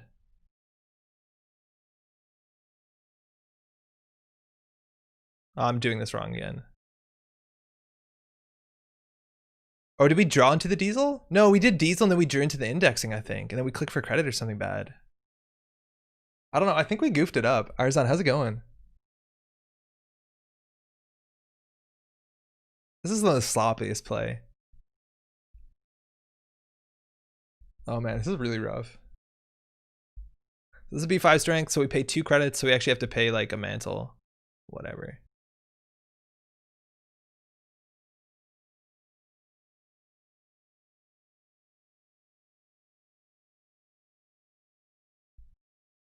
You drew twice. First was Diesel, second was indexing. You could have done draw and then Diesel. Yeah, we should have drawn and done Diesel for sure. We can discard stuff. We just want to draw into as many indexings as we can and the last 2 dirty laundries. Like, we definitely should have done that. It was 100% wrong what we did.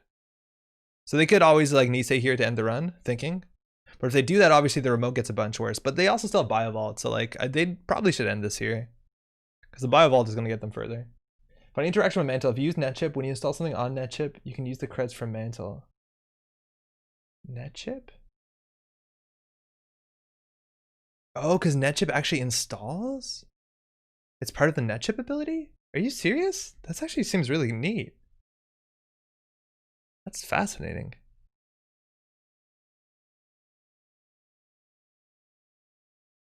And even if they don't pop it, like you get that really weird mind game. Oh, no. No. What? What?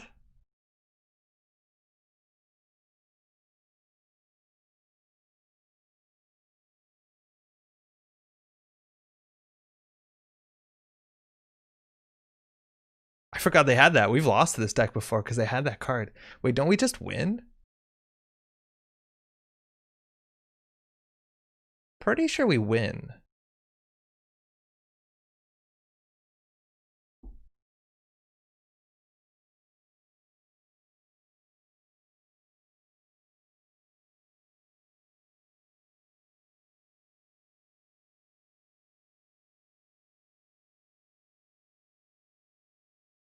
Susanna for the win. Yeah, there was some weird ice there. Wasn't expecting that. This also sometimes is a bait to pop a Nisei token, but like it changes very little if they use it or not. Like we can just come back. Unless like they definitely should have been using their Thimble Rig. I don't know why they're not swapping it. Now they are. But we still only have to break 1 subroutine. No, in theory, it depends. But hey, you see Lady's actually now doing work. Oh wow, we really don't have credits. You can get them twice even if they swap. Yeah, we can get them twice. I'm pretty confident.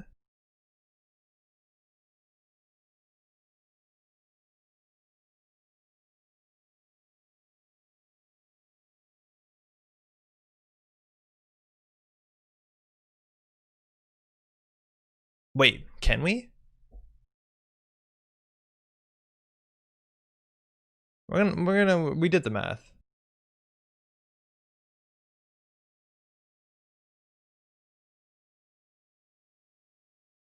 Yeah, we're good. Yeah, we're good.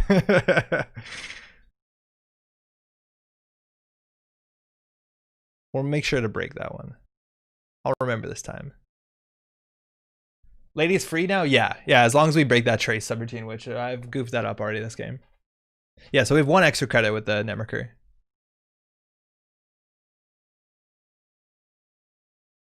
And now she gets through for free. This used to be the best factor in the game. It arguably could be still considered a good game.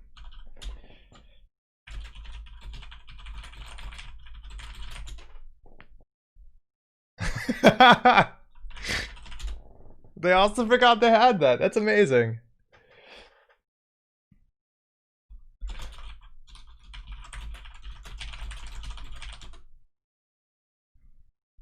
I thought you need to see that for sure. I thought they need to see that with the upgrade in.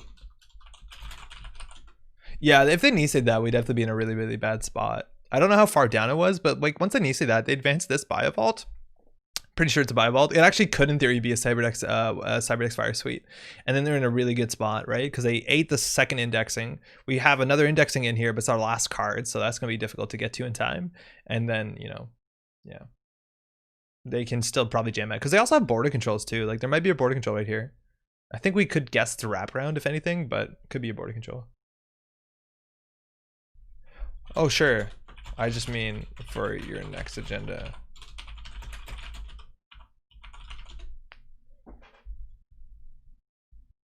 If it was a CVS, they could have stopped via sandbox. Oh, that's a really good point. Yeah, it can't be a CVS because you're right. They should have purged on the sandbox. That being said, I think they did goof up. When we indexed, they definitely should have swapped in the thimble rig for the macrophage, because then we probably couldn't have afforded this. So like, we really needed them to misplay a couple ways for us to come back. Okay, we played that really sloppy. We definitely just had one. If we had one or two dirty laundries, we'd be in a good spot. In terms of prognostic Q loop, right? Like, I think there's something really cool here. I just don't think this list has what it takes. Because, like, I think we whiffed almost half our fires, if not more. Like, that's why this card is so good in like, you know, Geist, where there's like 7 events and just basically nearly everything else falls into that category. If we can just like tune the deck to be more hardware and programs, we could get a bit farther. It's just kind of tricky. The equivalent of the Persephone jank. If only I remember at 3-pointers. Aeons, how's it going? Good game.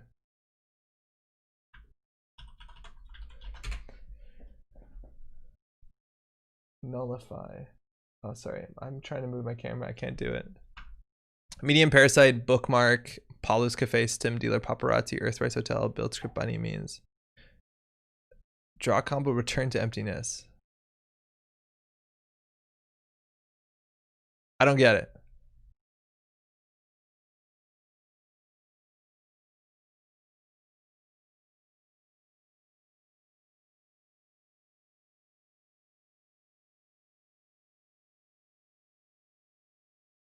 Are you just trying to like blow through R&D in a single run? In one turn?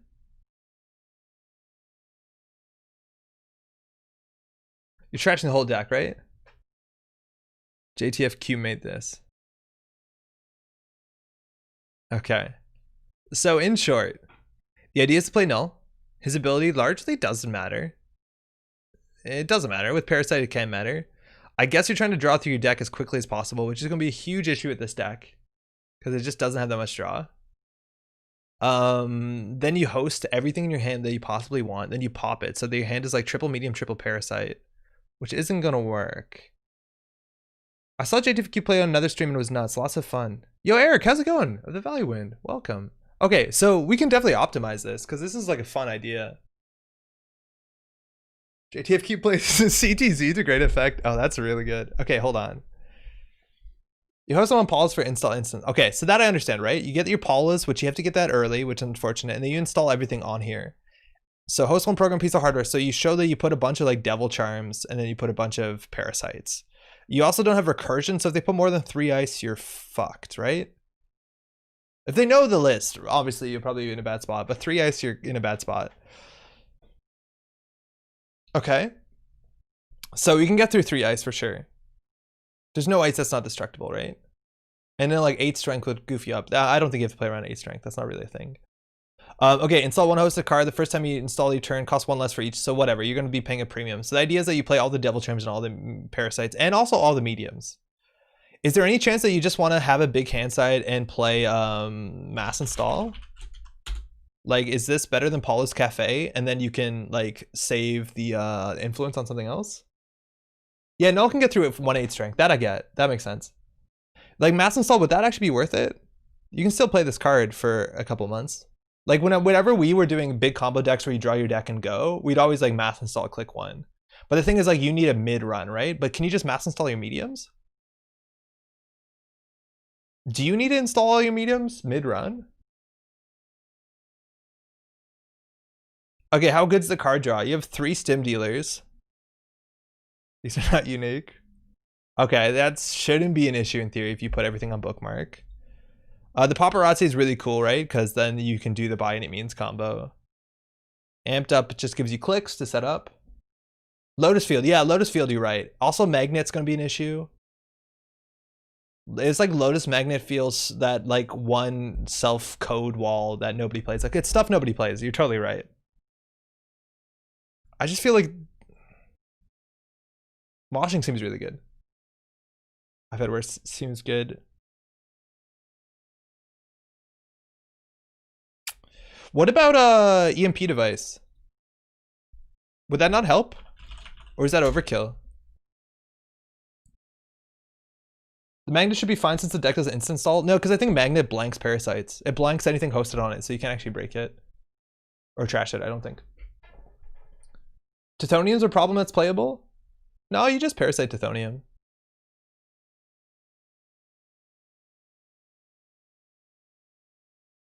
So this is a thing that you could possibly play, right? So they can only res 1 ice on R&D per run. I don't know how good that is. EMPs for a run, they can just res next run. Yeah, they can just res next run, but at that point the mediums are an issue. I don't know. This is the sort of thing to put in the deck to help you like run remote sometimes. Okay. I feel like the card, like how many turns does it take you to set up, you think? Let's see. Okay, so that's their opening hand. That's Paula's Cafe. That's actually really, really good for us. So do we actually just like jam Stim Dealer? We can't destroy Stim Dealer, right? So we're committing to Stim Dealer. You use Stim Dealer to set up, right? Okay. So say you do Paula's. We draw once here, and then we put a medium. I don't think we take Paula early. You don't play Paula early and set it up? Also, is there any chance that you just want 5 cards less than your deck and play the boy? You can't host in Tithonium, right? No, you can. I don't think Tithonium cares. I don't think Tithonium cares.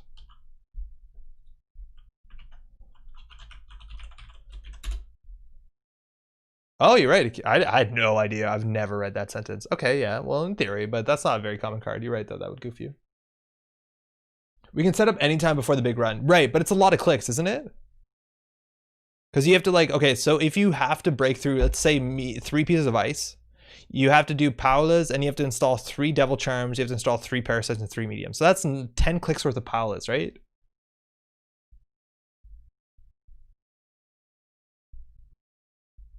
Right? That seems like a lot. Okay, so money's gonna be an issue. Fuck it, I think we amped up. I think we do amped up. No, I don't know. We can probably just like moshing these 3. Yeah, we can probably moshing those 3. Then we probably draw once and we play these 2. Seems like it loses MCA informant as well. Yeah, it does, but that's also not a card people play. This is a connection or a location? It's a location. In theory, it also dies to like Elizabeth Mills. There's like a bunch of things that'll die to, but whatever.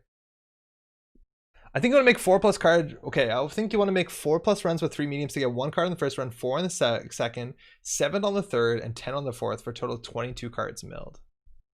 Okay, so say you can win 22, you can mill 22 cards. Is that better than accessing 22 cards? Maybe not. That's fascinating. Okay, the thing that I just want to go through is like what you need to set up on the turn, right? You have Paula's and you have 10 clicks of stuff on it. Technically 9 clicks. Okay. Then you need to first play By Any Means. Okay. You need to play By Any Means. That's for sure. You need to play Paparazzi so you don't die. And you can't have that pre-installed because your Paula's will get absolutely demolished. So we only have 2 clicks left to make all our running. So then we have to keep an amped up in hand. So that's 4 clicks. Okay. And another amped up, that's 6 clicks. Oh, so that's possible. Is the option to mill 21 or access 10, or is there a way to shuffle? There's not really a way to shuffle. You could play a card that accesses from the bottom of the deck if you want to. Yeah, Stim Dealer gives clicks, but you have to time it really well. Yeah, so you definitely need the amped up in Stim Dealer. That makes sense to me. Yeah, fuck it. Let's try this deck. This looks really funny. People are going to be upset about this. I mean, we're going to style the deck a bit. There are a few things which will hit you hard. You want to counter to. Null deals with some of the big issues. Macrophage, that's a big point. Shiashi, okay. But Tithonium can be an issue. Oh, yeah, right. But I'm not worried about that. Also, brain damage becomes a problem with a deck like this. Stim Hack plus Paula's Cafe is real value you should consider. The Stim Hack actually will be really good for this deck if we need the money, because you can Stim Hack and use the credits off Paula's Cafe. The question is obviously, do we die before that? Okay, let's copy that. Let's do this the right way. All right. Without By Any Means, you're only accessing about 10 cards rather than 22 since you'd be seeing the same cards. Oh yeah, 100%. Unless you play Showing Off, you won't be accessing anywhere near 22 cards. Yeah, that's a very good point. A CVS, by the way, it's going to definitely goof us up. Does By Any Means trigger before CVS fires? I don't think so. Does it? That'd be sick. Oh man, the import feature is so good. And I wondered on what to use moshing. I feel like we'd use moshing on a lot of things. Wait, you think by any means fires before CVS? Really? Really?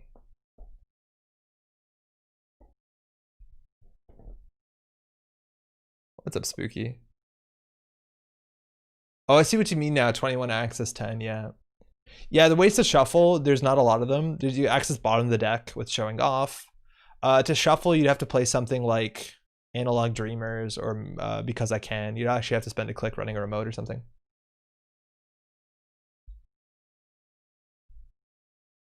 By any means replaces access. Is it instead of accessing?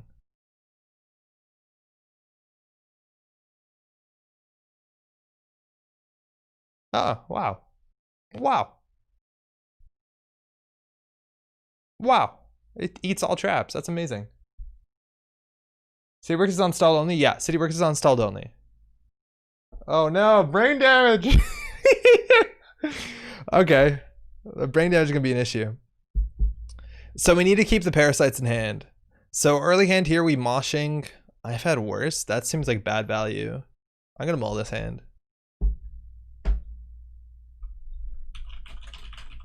All right, so they're going to try and kill us too, and they actually might be able to decrease our hand size and make this combo a lot worse. They do have a 40 card deck though, and they probably don't have that good ice. If anything, we have to worry about brainstorms, but that's like 2 strengths, so whatever. Whatever. Oh, this is gonna be fun.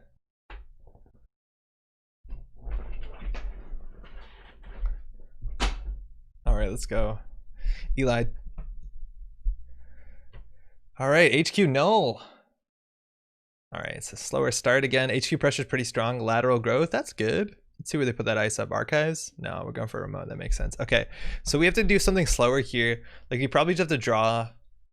Like that feels really bad playing double daily casts.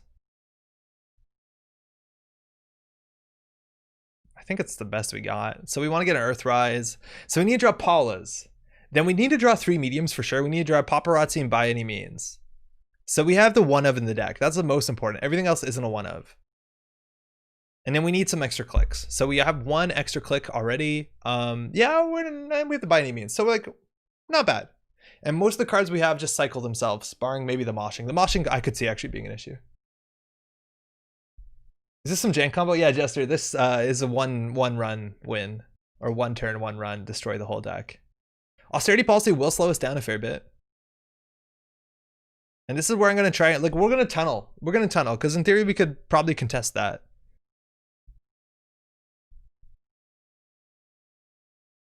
I just don't want to show the mediums. But how do they not see it coming when we load a bunch of mediums on Paula's? Like, how do they not 4 ice this shit? I've been pretty surprised that Parasite isn't that annoying anymore. Yeah, it's the ice in this game isn't low strength anymore. Everyone plays big ice. We used to play good old low strength ice. What do we do here?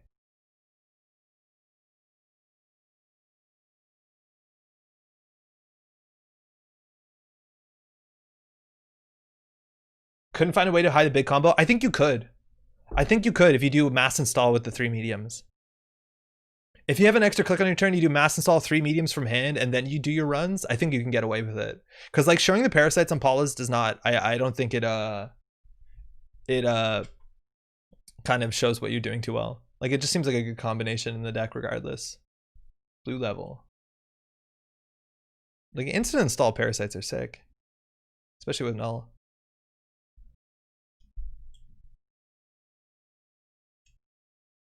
There's also a chance if you really want to dive into the weird jank, like you can try playing like Bug Out Bag and play big money and then also draw your deck. Like that's another way to do it. It's just like spend more influence on like, what's it called? Peace in Our Time, stuff like that. And then just try and draw your deck. But you have to discard your hand. So it's you do that with the bookmarks. But like there's other ways to do it. I think actually this might be worth looking at. But what do I know actually? Yeah, Shaper can do this. Can Shaper do this? 3, 6, 9, 10, 11, 12, 13, 14. You can do 15 influence of red cards, but you can't do the By Any Means. Like this just seems so slow. Like we're not doing enough. I guess we only have 3 clicks a turn. I guess. But we're not doing enough. I tried beach party with game day, not feeling consistent. That's another good way to do it. You're right. It's no good way to tutor viruses. What about if you play simulchip so that you only have to get one parasite, right? Because you parasite, once you trash the ice, you simulchip that same parasite. It cuts into your influence, but it slows it. I don't actually know if that makes anything easier. It gives you more flexibility though, even to contest remotes. MCS slows them down too a bit. Yeah, it does. It does. But they might be scoring out 5-3s here. At least that'd be expensive. They could score out a 3-1 here. It looks like they might just hit our hand size by scoring a 3-1. And if they're on like next wave silver, whatever. They don't have anything rezzed. You can play crypt. Oh no. Simulchip lets you save influence for shaper version of this. Yeah, that's true. Simulchip lets you do a single parasite. I think that's really important. Show of force. Oh fuck. We just lost a parasite in a medium. Okay.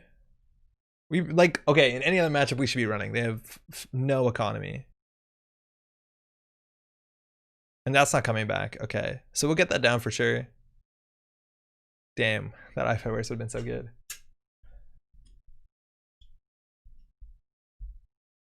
Yeah, the shaper version honestly seems pretty interesting. And then you also have things like Hyperdriver, which makes the shaper version like not that bad. Yo, fuck, the shaper version, huh? GG, I guess? Nah, it's fine. I think we can do enough with 2 medium. Like, they have a small deck. And like, as long as we give ourselves enough clicks, we'll be okay. And even like, if you trash most of their deck, there's a chance they just can't win. They have 18 agendas, 16 agendas left in the game, 5 credits. Like, it's not going well for them.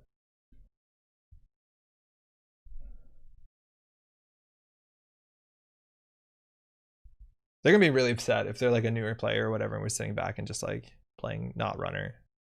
Or then we blow them out in 1 turn. 2 devils for shaper version though, is that enough? Probably not. Probably not. Wow. Preemptive, okay. Unless we're doing another way breaking ice like Ankuza. You could do like, yeah, actually that might be better. You could just do like Ankuza and then Palangi or whatever. Okay, so we have a bookmark, which is where we want to put our mediums. Well, I've had worse.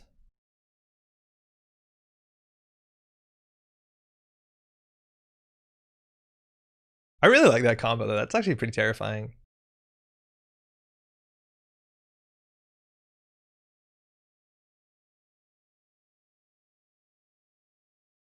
Sick. There is a chance though. You were playing Enrique? Oh my god, for real? Isn't he meant to be working? What is he doing?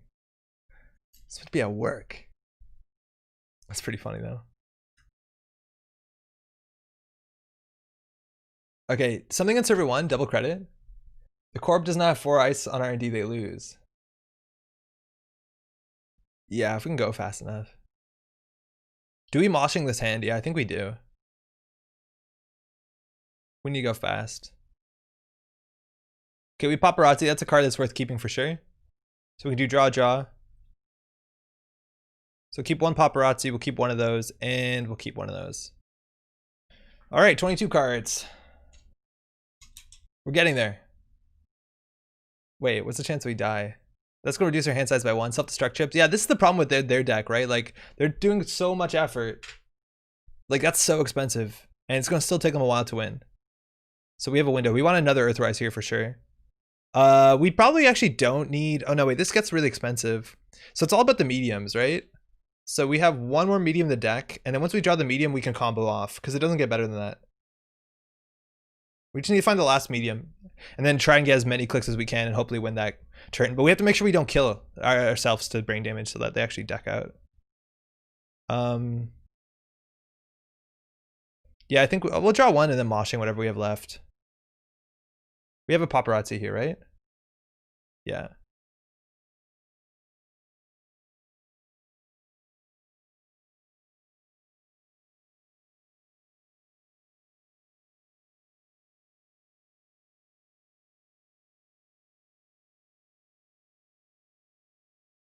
That's what we wanted. That's the good stuff.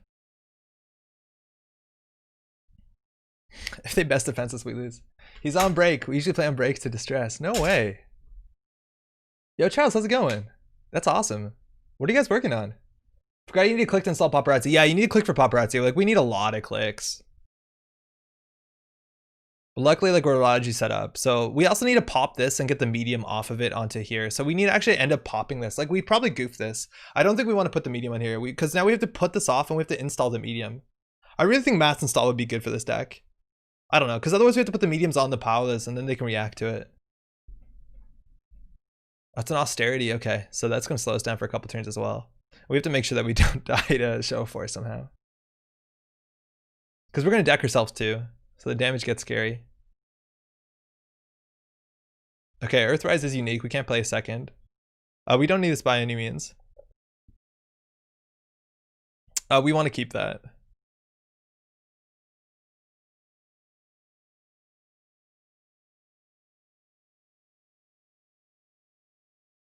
That's good enough. We'll keep 3 cards. So that's the problem. We have 3 hand size, right? So we can give ourselves 2 extra clicks. We can give ourselves 2 extra clicks. Yeah, I don't know if we can do it. You don't add more cards for amped fodder? Well, our hand size is 3, so we have to add cards. Like, otherwise we're discarding them. I don't see why not. Install advance. So obviously it could be a what's it called? The thing that does damage to us. You have to pop early for medium install. Yeah, that's the problem with this. Like, we overcommitted to this. I'd actually probably want to have 2 bookmarks. So we need to do this all on the same turn, which is a problem. So how do we have it? Amped up, that's 1 brain damage. Amped up 2 brain damage, 3 brain damage. So we can give ourselves 6 extra clicks. So we'll probably be good. If we take another brain damage though, or lose a hand size, then it's an issue. So I still think we're in an okay spot. Okay. So we have our 2 mediums, so we'll pop off next turn.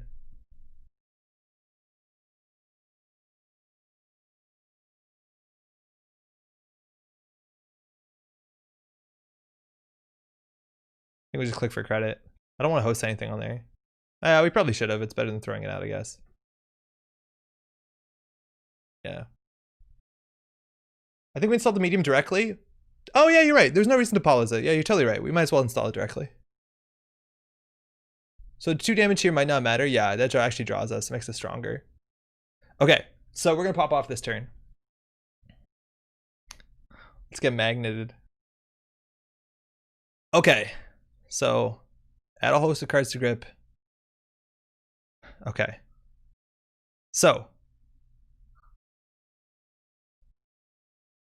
Oh, fuck. Wait, we can't do that because we have to open. Wait, I goofed this. 1 second. Yeah, we have to open with by any means. Oh, we should. Fuck. No. Yeah, right. It's a clickless version. There's a clickless version. We good. Okay. Add all hosted cards to grip. Okay, we're good. Okay, so we have to run with this. Then we get this down, and then we have to give ourselves as many clicks as possible. So we have no hands, 2 hand size, 1 hand size, 0 hand size. So we have 7 clicks. I feel like that'll win us the game. Yeah, I think, yeah, we win. Unless it's a magnet or Tithonium. It has to be a magnet. Actually, they could res a Tithonium. Okay.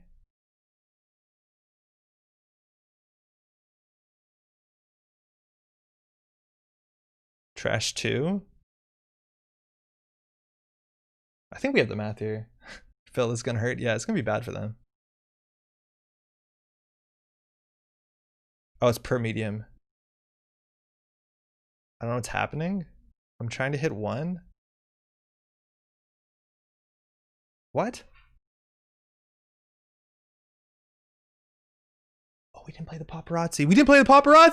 I see what you mean. This is gonna hurt. Oh my god. Okay, we good. I forgot we had that. We could have died. Still got it. Oh, we don't have enough clicks. We're so dead. Yeah, we need another medium. Maybe not. This will be close. That paparazzi is really stupid. Because they can score a 4-2 out of hand and we die. I think. Nah, we're good. We win. That's feels bad, man. We played that No, they have one card left?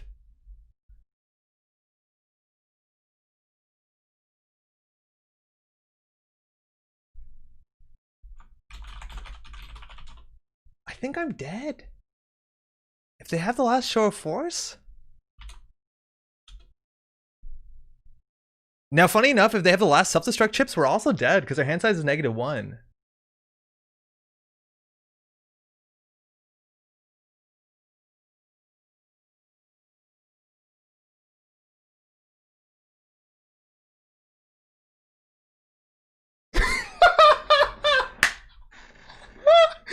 Oh, GG! Oh my god. That's amazing. That's amazing. Oh man. We played that terribly. Oh man. So we can't access archives, right? Because anything we actually could we run archives? Because that'd probably be the right thing. I thought we'd see enough cards. Because this is 1, 2, 3, 4, 5, 6. Yeah, it was 9 card access. Oh no! Oh no way. Maybe some stim dealers. Yeah, if we had some stim dealers, that would have been better. For what it's worth, like this becomes difficult. And the issue is we have to actually end our turn with positive hand size, or otherwise we die before they deck themselves out. So the sim dealers would hurt. The thing is, like, if we waited for the austerity not to be a problem, like what we should have done, obviously, is check the austerity and destroy it, because they didn't have money to like defend the austerity and score this out, let alone we had an extra parasite. So like what we did was wrong. Like that last click, we should have just ran server 1, and then we would have trashed the austerity, and then we could still deck them out. Like if they purge, it changes nothing. So like that's 100% on us. We played that awfully and we tunneled, and we should not have done that. Oh, Nino. If you pre-install the stim dealers, you have one more click. Yeah, but we would have died. Oh no, you're right. The stim dealers doesn't do the damage until a couple turns. Okay, wins.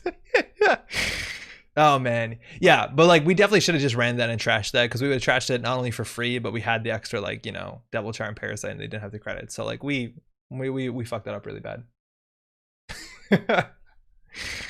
Thanks to the game, eh? I didn't do the math. I thought we'd hit, like, that looked like such good numbers. 5, 5 plus 1. That's 10 cards. It's not. It's 1 plus 4 plus 4. Place 1 virus counter for each counter after the first on medium. Yeah, right. Oh man. So that's exactly 9 cards. If we did 1 more card of damage, they would have died. Or if they drew 1 faster. All right. Let's try this tunnel out again. That's really funny.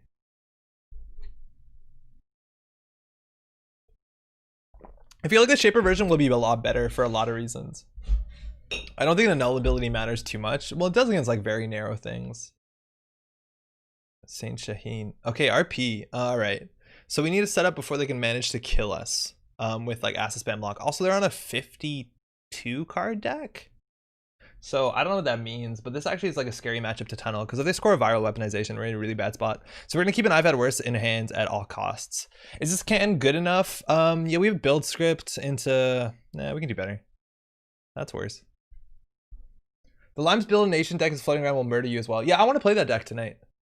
Sleb. Okay, cool. What do you got? GG protected hostiles. Oh yeah, the hostiles is gonna be a problem. Jeeves, Maryland, Sicenton, Hedge Fund, Technico. This is a matchup I'm not excited to play, because we can't deal with hostile. We can't trash assets. This is gonna be like no fun unless we set up really fast.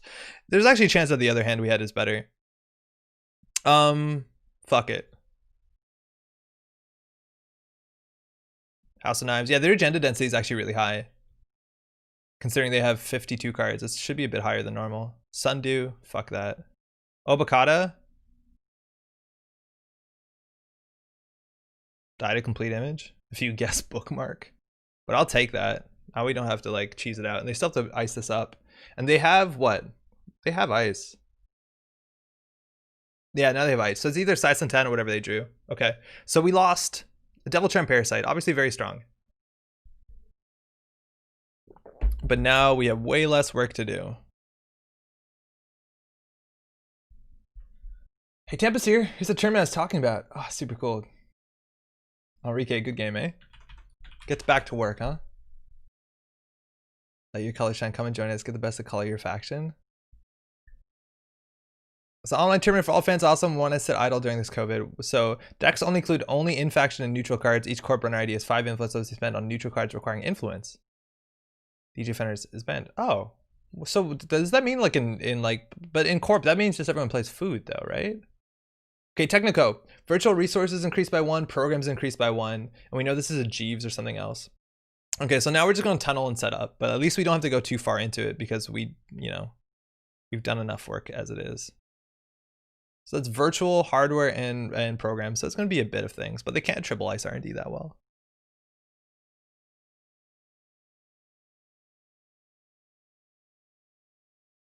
I think we credit up to Sure Gamble before we daily cast. If we daily cast, we'll be on 2 credits next turn. I'd rather be able to do that way. Hostile is going to be such an issue, and here they can triple draw. Yeah, there you go. Yeah, Paparazzi only protects against me damage.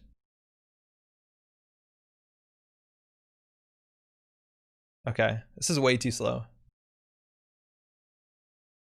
We could actually, they haven't purged yet, so we could probably just drop down Parasite Charm and then go for it. But if they override our Parasite, we only have 1 Parasite left, so that's pretty scary. So the only other option is to wait till we have... And they actually could be on Sai Sentan. Not Sai Sentan, the big guy. Chiashi. So we know they are on Bacterial Programming, which is a 5-3 agenda. They're on Jeeves, Maryland, Campaign, Preemptive, and Sundew. And there's the Sundew. So the 8 strength ice could be relevant, but at least this deals with it well. Now the issue is if we put this on here and they don't res and they trash the ice, again, we only have 1 more Parasite. They didn't purge though, but the thing is if we get through, we have to steal Obokata, and it looks like they're on 3 Obokatas, 3 Bacterial, but they haven't shown any damage pieces yet. So I don't know what the deck is.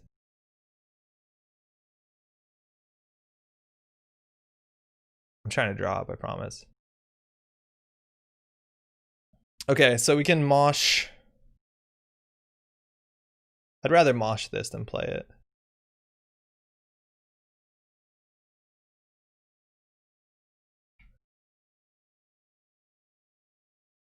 Okay. That's gonna be tricky. We can do it. We definitely do it. So it looks like it's a Maryland, a Sundew, and they could jam a Bacterial, which is actually gonna be pretty good for them. It'll accelerate their game. And if a single advance is real threat, draw last click. That's weird. Oh, I guess they had a G's click. No, that's fine. Okay, so we have this combo piece. We don't have the Paulas yet.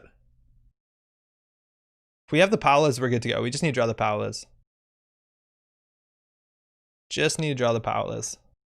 I think we actually can like hard cast a Devil Charm. That'd be good enough.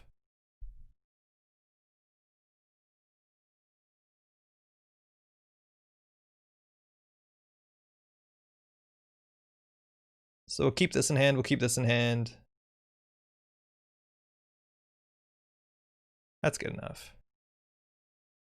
This gives them money and it costs 2. Oh, that actually costs a credit. Get him.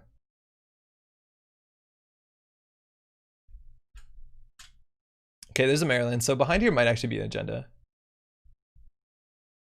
And they're on G's, so they might be on sponsorship. So far, the triggers would be more from hand, if anything. So there they go. Now we can always like go and get that. Like we know what that is. So if we draw another Parasite here, right? Like we can just run, take whatever the fucking damage it is, install the Parasite here and win. So I think we're just going to do that. I think we're just going to win.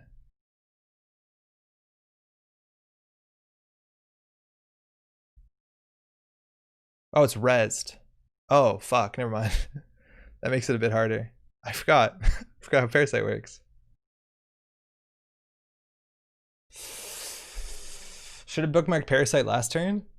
I don't think so. Because we want to put on a Paula's as soon as we draw it. This draws more cards. Okay, this is good. So we're going to do this. Get rid of that. Get rid of that. Get rid of the gamble? Still nothing.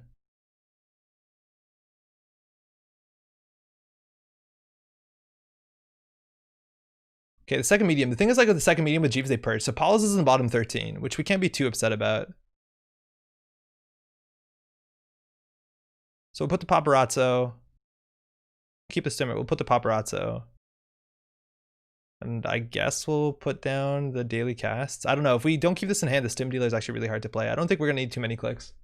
The thing is, like, actually, I don't think this is a matchup where we end up doing the stim dealer. Sorry, doing the by any means. I think we just want to get accesses. But this is going to be a really big deal for them because they can draw like 9 cards if they really want to. So this is this takes a while. 7 cards, excuse me. So they can rearrange the top R&D, trash any of them, draw any of them. So they can do a lot and just keep jamming on board. We know they have some scary ice. We saw Sai Santan is the only ice so far, which is a pretty big issue. So as long as once we get the Palas though, we're in a really good spot. We have to just make sure we have 4 cards in hand for the Obokata, which we want to steal because I don't think we're going to have this isn't going to be the matchup where we can trash their deck. They have a specifically very big deck. So they're on 22 to 23 agendas. So like, I don't know, what is that? 18 worth of 3-pointers, 19, 20, 21, maybe 2 of these Flotic. It's hard to get a read on that. Like, it's not a pretty consistent number.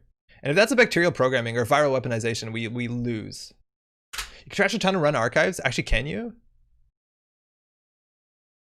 Oh, not in archives. Yeah, you're right. But then we have to deal with this ice as well. So we're going to need 2 Devil Charms, 2 Parasites, and so far we only have 1 Parasite. If it's a crick though, it doesn't matter. There's a big chance that this Technico is going to goof us. The viral weaponization is way too strong. I think we actually have to like host things on here. He says that and draws more cards. Shit.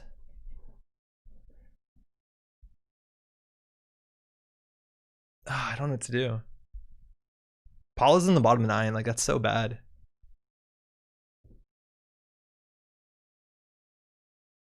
I've had worse is good to keep if a viral hits us. So we'll just keep the 3 cards we need.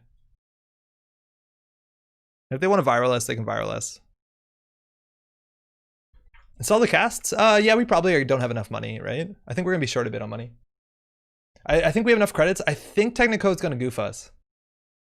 Yeah, there's a viral weaponization. Oh, no, it's just a 5-3. Okay.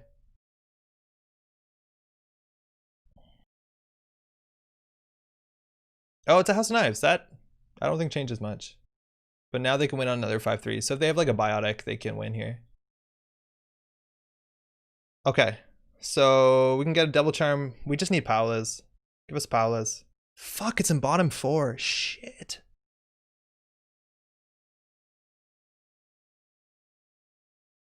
It's going to be close. We have a Parasite in hand. Wait. Yeah, I don't think we're going to take damage here. I think we can do it. We have to wait a whole turn, though. So if they triple advance, we're in a bad spot. But at least we can run the server.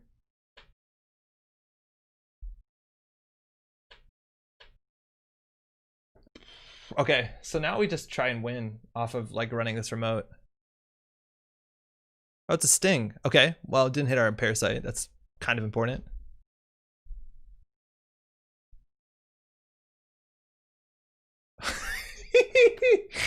They know what we're up to. Yo, Pat, how's it going, man? How you holding up? Okay, so that's obviously an issue.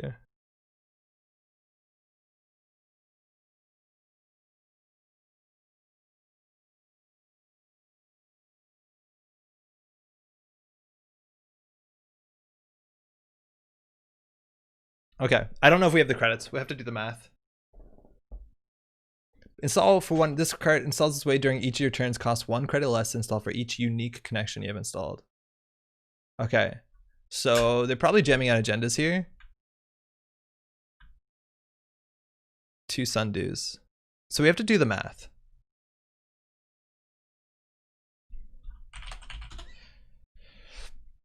We have to do the math. So every program we install, increase the cost by 1. So this one cost us 4, then 5, 6, 7, 8, 9, 10, 11, 12, 13, 14. Then we have 2 credits.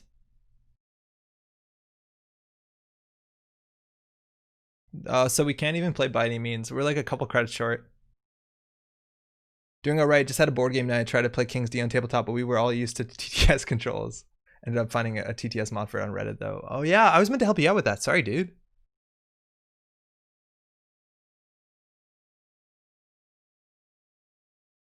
We just need money.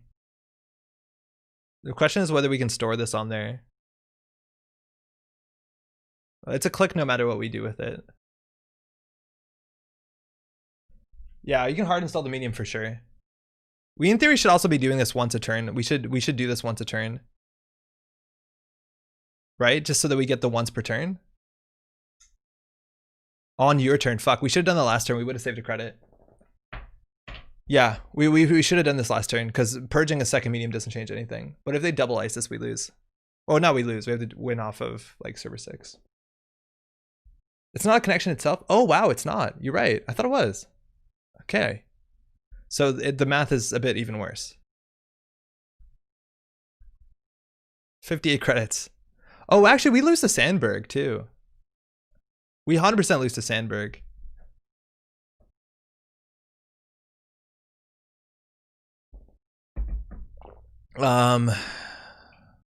Thinking. Yeah, if there is a Sandberg, we're game over. Technical hurts, hardware, yeah, for sure. Okay, so everything we cost off, we cost 2 more. So this is 5, 6, 7, 8, 9, 10, 11, 12, 13, 14, 15, 16. 16 credits, so we have 3 left, which means we can do a single amped up and a single by any means. Okay. Oh, we need paparazzi too. Yeah, fuck. I don't think this is good enough. So again, this is 3, 4, 5, 6, 7, 8, 9, 10, 11, 12, 13, 14, 15, 16. Yeah, we can do a single one of these. Hoping for the best. Lotus Field, Sandberg, there's a lot of things.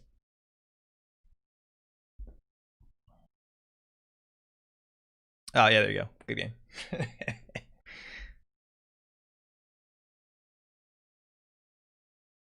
Good game.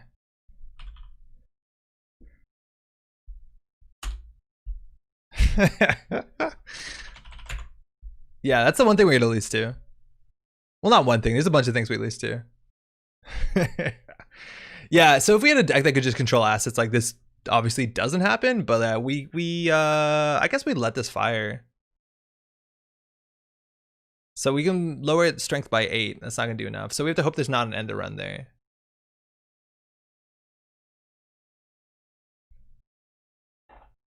Yeah, you can still do something with luck on HQ. No, we generally, if this fails, like we check 11 or check 12, but like there's a big chance they're also running bigger ice. I don't know. It seems like the kind of deck that would do it. It's like really greedy. You don't see this a lot in the deck. So like they care about money. So this is the kind of deck that also has like Chiashi in it and like other stuff that will kill us.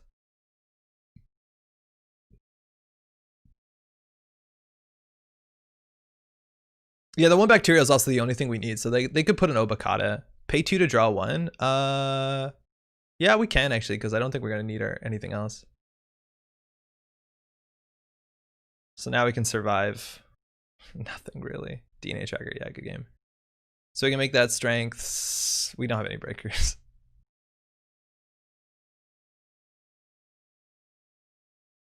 We should have jacked out for what it's worth. There was all the ice here kills us. We should have definitely jacked out and then checked like server 11 and server 12.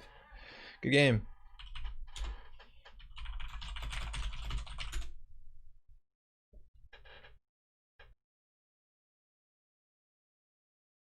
Yeah, that's not fun for anyone. They could have jammed out a lot sooner. So we don't have any breakers. There's always a panic button here if we like really had it, but like we're at the end of our stack. So if we got in, like how many cards would we see? We would see 3 with this, trash 3, we'd come back, assuming we trash both the ice, right? So then we'd see 4 with this, 5. Yeah, we would have decked them. Well, actually, no, I don't even think so. What's the math? Okay. So on our first axis, we see 3 cards. Then our next axis, we see the one has what, 4 tokens. So that's 3, 4. The other one has 5 cards. Then it'd be 5 tokens. So it'd be 4, 5, 7 cards. I'm seeing the pattern, guys. 9. So 9 plus 7 plus 5 plus 3. So that's 24 cards, which would have done it. Yeah, I would have done it. David, gosh, I hate Sandberg so much. Yeah, it's a good thing that this card isn't particularly good. But it is a card that just like shuts the game down. I know a lot of people really dislike it. Like there's so many like dirtily decks that will just like get money, hide their agendas, and then Sandberg, and those upset me because I don't like that sort of play in Netrunner myself. But not something I'm really worried about. +1 for each medium you have, yeah. +2 each time, yeah. Okay, it's simple. It took me a while to see the pattern there. Oh, I have Notepad open. You can't see it. Shit. Okay, that makes some sense. It was 3579. I have Notepad. I'm doing all my math. It's good. Yeah, Sandberg does draw a lot of hate. It's gonna be around for a while longer too. Okay, I don't know if I want to play that one again, but that's actually like, I think it can work. I think it's like the problem with it is it's pretty slow. Like, I wish I didn't close the game, but you can see how many turns it took us to get to this point. I don't know whether it's gonna be in our stats. I guess we can check previous games, right? View log. Like, they could have closed that game, I think, a lot faster. But that was...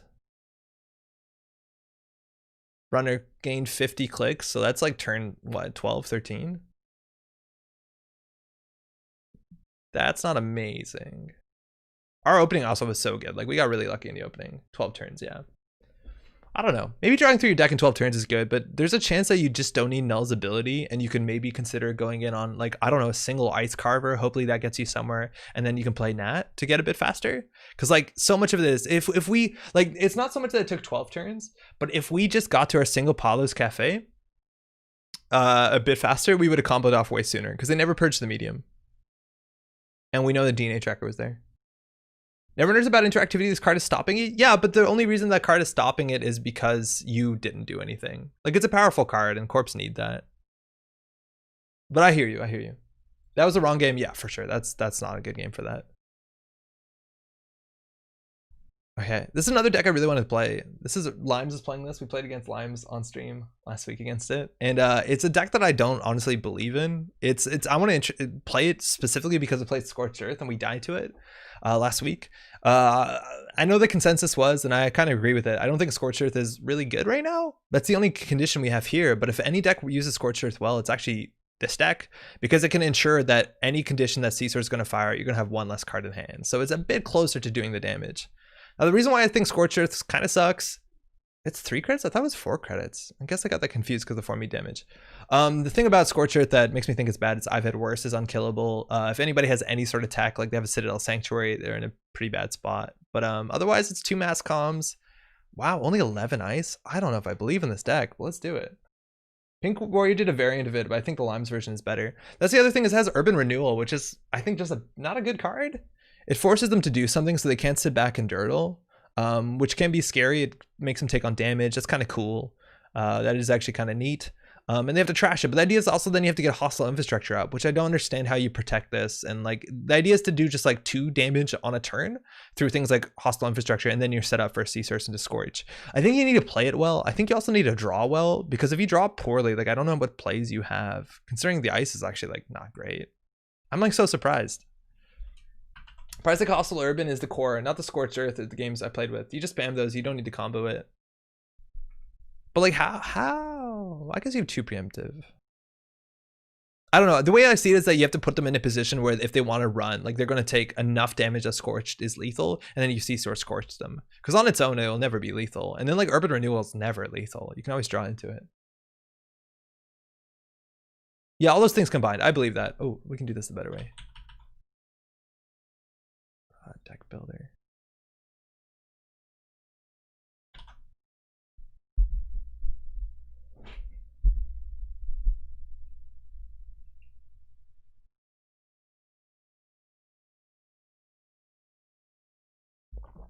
All right, let's give this a shot.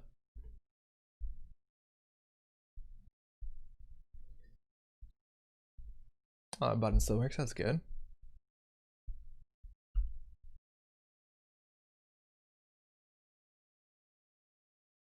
I like that it imports the deck names. I think that's really good. It allows people to ensure that whatever their decision was lives on, especially the fact that Limes didn't capitalize this, which is what's wrong with the man, you know? Man, the crowd on Netrunner DB. It's like, you know, it's always the usual suspects. I think that's fantastic. Who was it? I think Diogen also went through and just like did a bunch of reviews on the cards. Or am I making that up? No, Diogen did, yeah, on all the salvage memories cards. Hey, what's up? Yeah, the new import feature is really cool, Eric. I totally agree. I think that's such a big deal.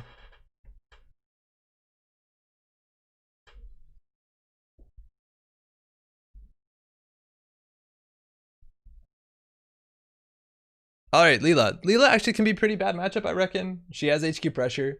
She also could be on Bezel, but the biggest deal is that if you do end up advancing ice and you don't end up rezzing it, it's gonna get bounced, and that's gonna be a big deal for you. Your trigger now, Wayland does actually trigger on bypass. So if she inside jobs, she will still get hurt. We're definitely gonna mulligan this hand because we don't have even a single ice for HQ. Well, that's not better. Okay, now we have something here. I reviewed a lot of them. It's fun. Also, some reviews were 5+ years. Daijin, I remember reading one of your reviews and disagreeing with it like very strongly. I need to bring it up. I need to figure out what it was. Okay, I don't know how to play this hand. Here, let's zoom in because we're not playing assets anymore. So the Arcade on HQ has to go there. And the question is, if we jam something through remote. If we jam the hostile, it gives us the ability to like res something if they siphon us somehow through the Haket, if they do like boomerang siphon. And by siphon, I mean diversion. But on its own, it's like not amazing. It's a target for dirty laundry unless they don't want to go R&D. I guess this lets us like res something if they bounce HQ and go in diversion. But it's not fantastic, especially if they have bones turn 1, which I'm expecting. Please do comment the review. I correct them after. Ooh, falsified. The guessing agenda. Really?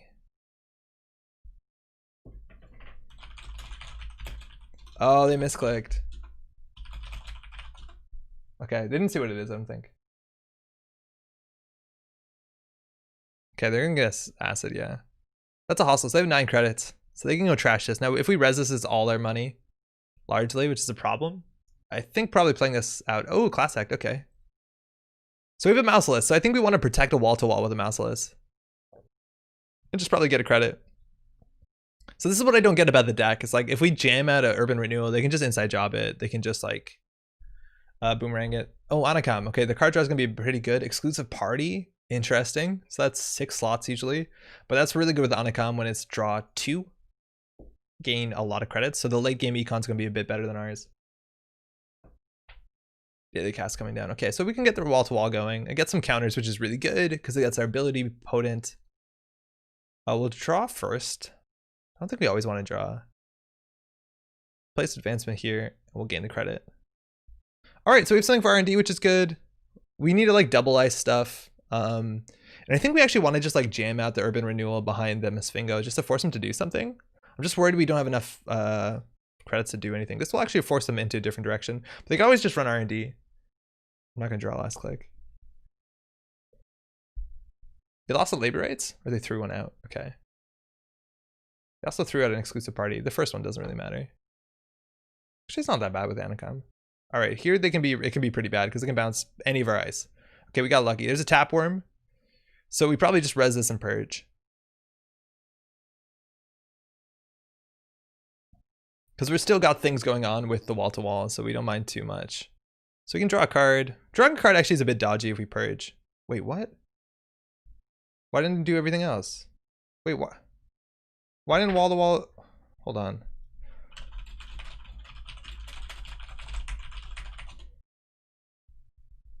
Oh, it's because we DC'd. Huh?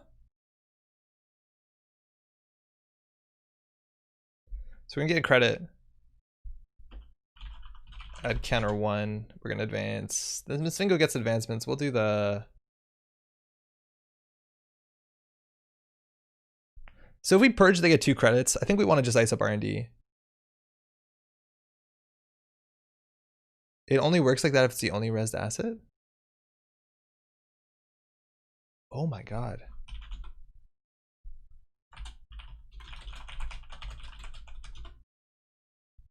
What? When your turn begins, if you have other resed assets, resolve one of the following? I had no idea. That seems really anti-synergistic.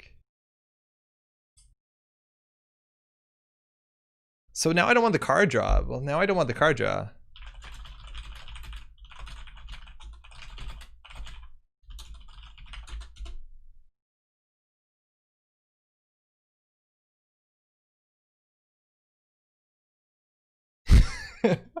We gain info. I had no idea that was like that. I guess that's why it doesn't show up in acid decks.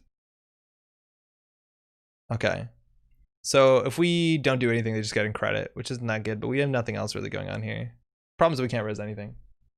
I only really care about the advancements. Yeah, the advancements are the good one if we have mass comms. The problem is like Leela's gonna bounce.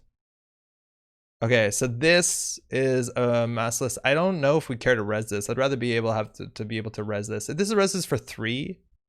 Actually, this is okay to res. They take a tag, which is worth them caring about. The net damage is actually really important. So this puts us down to 3 credits, and then we can still res the Messfingo. Yeah, I'm okay with that. Okay, we hit another Bravado. That's really good. They did draw a card, though, because of Anacom, but they're going to draw anyways. So advertising, though. Spark Shenanigans? Yeah, but it's not good in Spark for 3 influence. Oh, they didn't even access it. Weird. So this is going to hit them next turn. Not this turn, the next turn. They clear the tag, okay. So now we have to pick 1.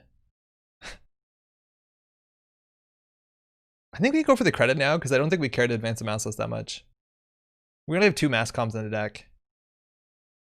Engram Flush for R&D, that's good enough. We actually could consider double icing this so they don't inside job this or boomerang this. Yo, Essentialing, it's going all right. How are you doing? Thank you. How you been? It's probably Cinchling. Scene. I've been saying sense this whole time. Yeah, there's a chance double icing this is good, but otherwise, like, they can run R&D and get a bounce, which might be a bit more problematic. Another class act, so they're going to draw a lot at the end of the turn. So this Urban Renewal is going to go through. Now the issue is the draw from the class act. Okay, wait. When the turn which you install this ends, so they're going to draw 4. So there's a chance that this hits an Angolo, and they have no control over it. Wait, can I not choose the order of this? I should be able to choose the order. So I'm going to be able to do everything. Because this is when your turn begins, remove 1 power counter, trash it, and this is wall to wall. It doesn't let me pick the order, so I can do all 3. Okay, so I'm going to do the advancement. Yeah, technically we can trigger all 3 because of the order of this. So they lost a Rizeki, they lost a Bugalter. I think we only have 1 sentry in the deck, but that's what I mean. Like, them drawing programs could be an issue. They could have 2 programs of a kind. They also still have labor rights. I can trigger the start of turn on renewal first, no? I guess maybe not. Because maybe the condition wasn't there when this was fired. Maybe actually we can't.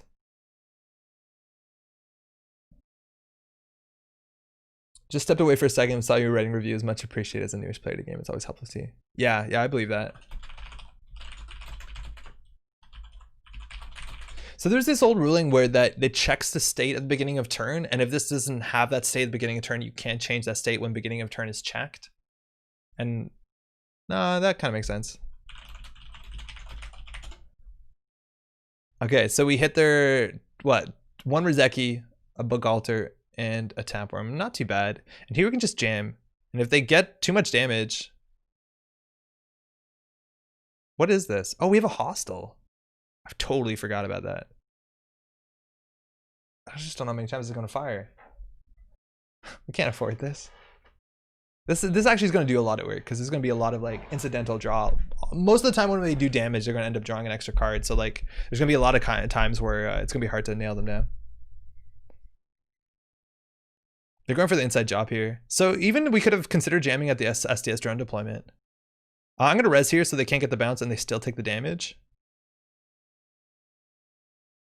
So they lost the legwork, not bad.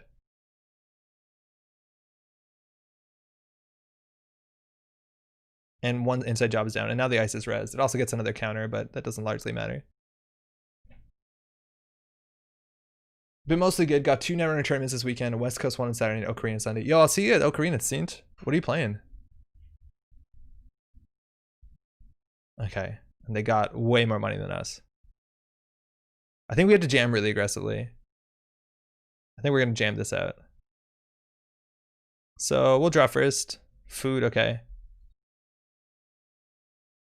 I guess so.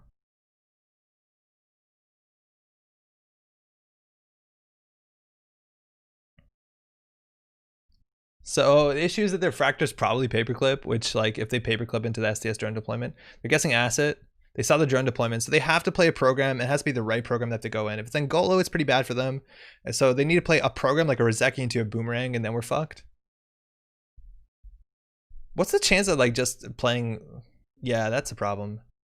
That's exactly the thing that this is weak to. But at least they have no Boomerangs for a deck that has a single sentry.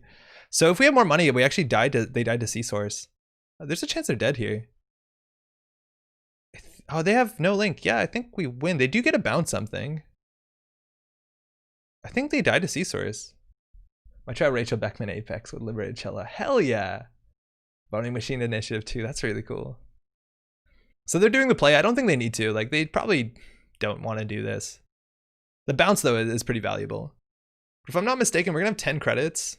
I think we have lethal. So we'll draw for an econ card now.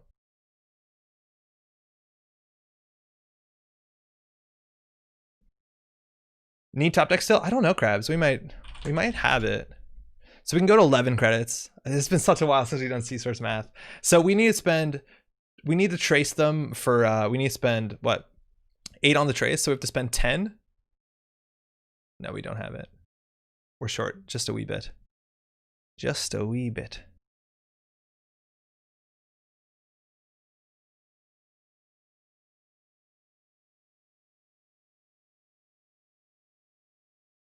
This is unique, right? Yeah. Oh, things are not clicking well here. Yeah, we're short a couple credits if I'm not mistaken. We need to top deck a hedge fund or a mass comms, which was not unlikely.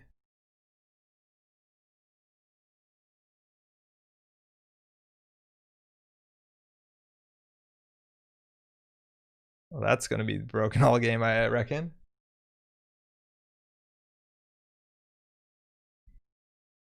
Party. That's more money, more card draw, 2 cards. That's really good.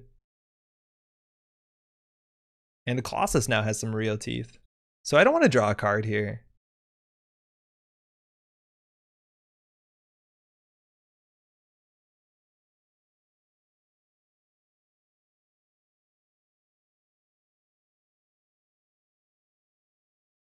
Yeah, it's going to be broken all game.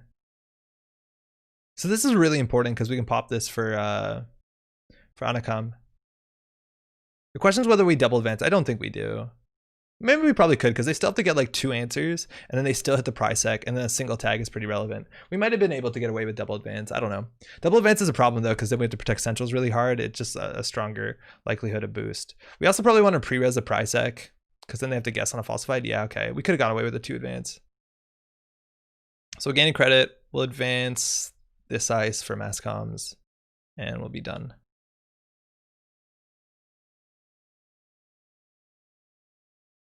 Okay. Oh, they get a bounce. I totally forgot. Wait, that's a huge mistake. That's why we should double advance because they're going to diverge us so bad here. Oh, I am a Netrunner noob again. What are we doing? Oh, I don't want to throw out ice. Do not want to throw out ice. We're throwing out ice. Oh, man. I'm back. How did the rest of my smoke play go? Any deck suggestions or feedback? Yeah, what are we doing? That's like turn, like, fucking day 1 Netrunner.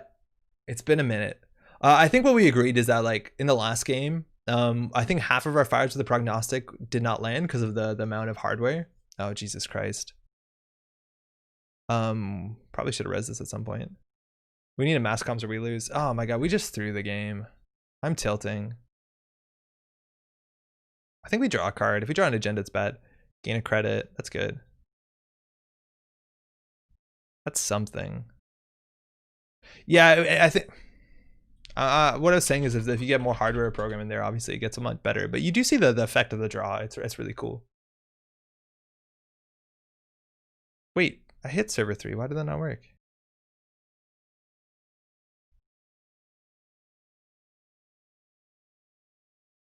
Can't wait for Leela to rotate out. I think a lot of people have that sentiment, but for what it's worth, like we played that awfully. We played that really poorly. And if they get a bounce here, like we lose this 3 advanced ice, like it's gonna be really bad for us.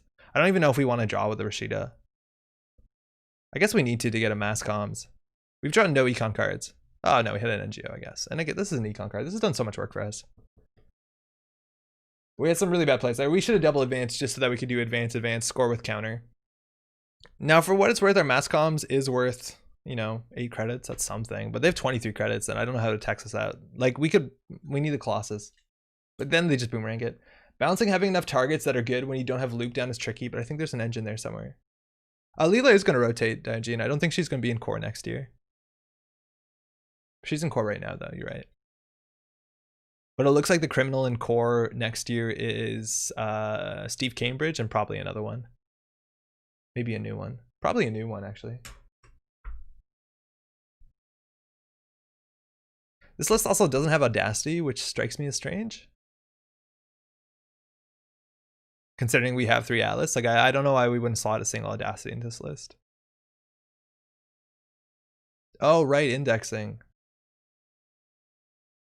Okay. I'm gonna go for event here. Program a lot of times the right play though, but they only have 3 cards in hand. We have an Atlas token though, so this doesn't do that much. Boomerang, inside job. So we hit the inside job. Boomerang and tapeworm though. That boomerang is really important. And they're also gonna take a damage though, so we're looking to hit the boomerang here. The tapeworm doesn't do anything.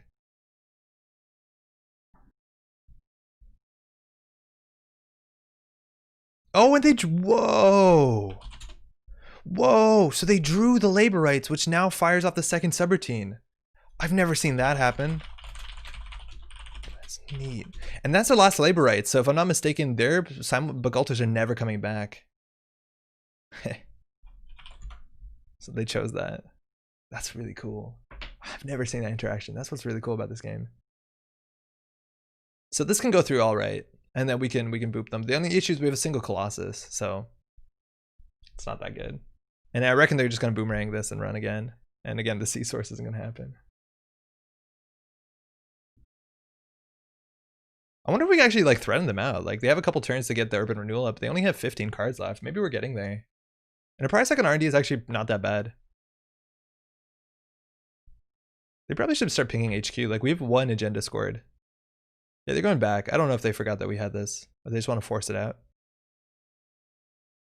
We have 0 credits. Why are you boomeranging that?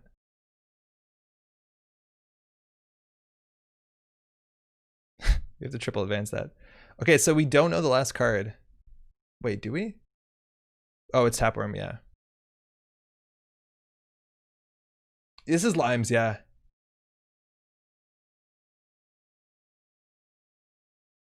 What? It's a diversion?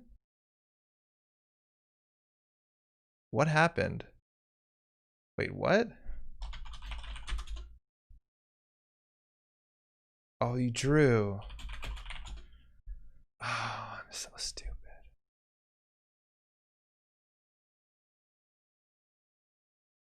I'm not a smart man. Okay, we shuffled. Still could be really bad for us. There's a lot of agendas in there. Yeah, Atlas anyways. My god. They're probably going to bounce for Rashida. They don't want to bounce this. That eats their boomerang. Yeah, they bounce the Rashida. We could have rezzed the Rashida too. What the fuck are we doing? We are playing so poorly. Excuse my French. We are playing incredibly poorly. If we do mass comms into mass comms, we get 8, 16. Not enough. Yeah, we could have pre-res both of these. I don't know what we were doing. Draw 1 card, add this asset to HQ.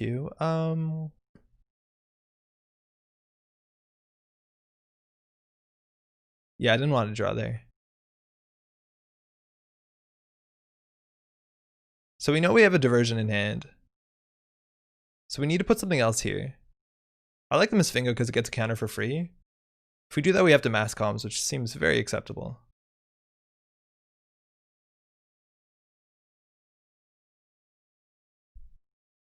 Yeah, I didn't realize Tapeworm is dead. BUN is near and dear to my heart. One of my first alt arts I earned. Oh, no way. Yeah, Builder Nation does have an alt art. For what it's worth, my first alt art was like Corset Wayland.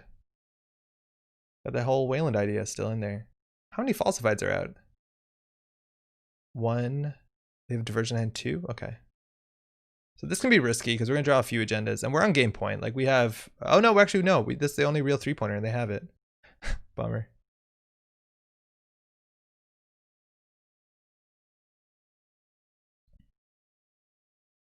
So we're weak to the second indexing. That's definitely in their deck. Man, this has been firing all turn. That's absolutely amazing. The question is whether we jam. And I think we do jam. Mouseless, Misfingo. Oh man, if we just got the Colossus on there, we'd be in such a good spot. And they do have a Rozeki.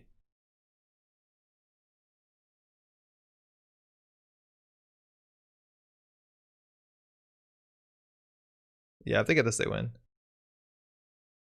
Which is a bummer because then the price tag gets useless. The fact that they got our one real 3-pointer is such a issue for us. Rashida work now? Yeah, Rashida's okay here.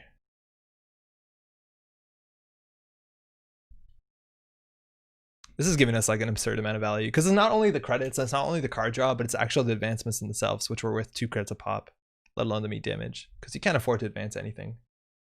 Oh yeah, we lose. Wow, we don't lose. They had it. I think they're just tunneling on indexing.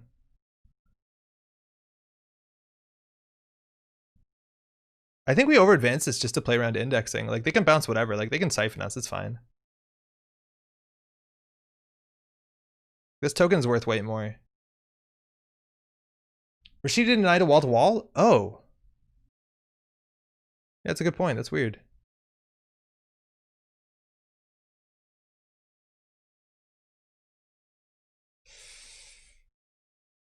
What's the numbers on it? Probably pretty bad. Actually, it's not that bad. 4 credits. I'm gonna throw out the hedge fund. I think you can res and fire Rashida before wall-to-wall triggers. That makes no sense to me. Okay, we'll res here. And we can duck by resing the hostile. Yeah, because we can't res the Akhet anyways. So we hit the last party, which is, or the 5th party, which is a lot of money. So they can go for an Axis here, which is just as bad. Well, it's actually worse. We probably should have let them steal the money because we can recover. So we had the hostile up, so they can steal 2 credits if they want to. Or they can Axis. Yeah, they did it. Wow. The 2 credits is nothing in this ice deck we can res, so they can still indexing us if they really want to. But we do have Atlas for mass comms, which is probably the play. Yeah, that's the opposite of the trigger that we hit before with Urban Renewal is Rashida into wall to wall. So I don't know. I'd have to look into that to find a definitive ruling. JNet did either side.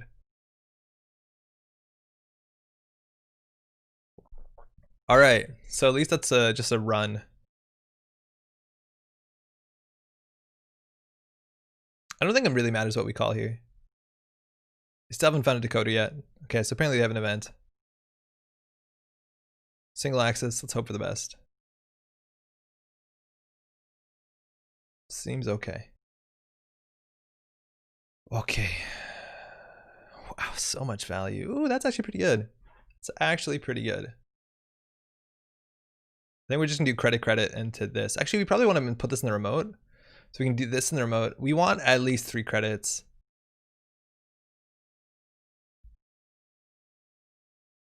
Wait, wall to wall only fired once? Wait a second. Oh, fuck. Oh, hostile. Yeah, I don't get this. I really don't get this. This combination is so weird. Like, I don't think this is doing anything.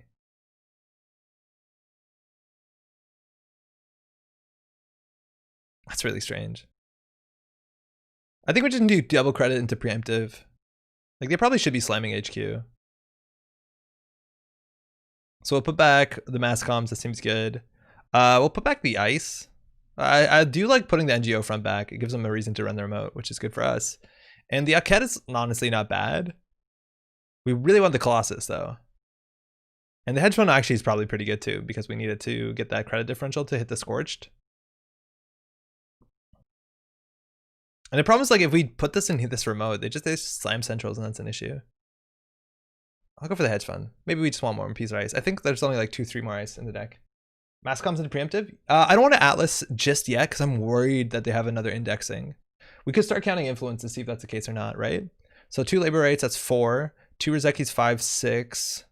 7, 8, 9, 10, 11, 12 on the console. 13, 14, 15. No, so there's not another indexing. So yeah, we have a mass comms play for sure.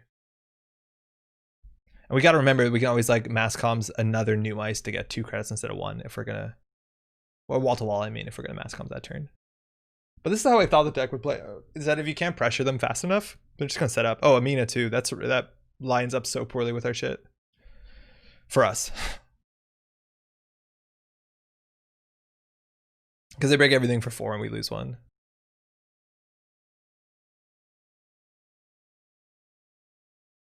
We'll gain credit. Okay.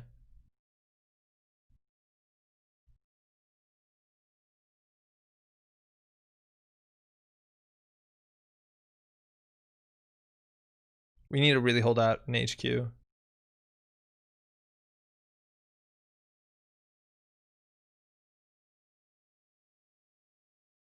Okay, so now we're at the point where things actually can get real dicey when it comes to Scorched Earth Sea Source.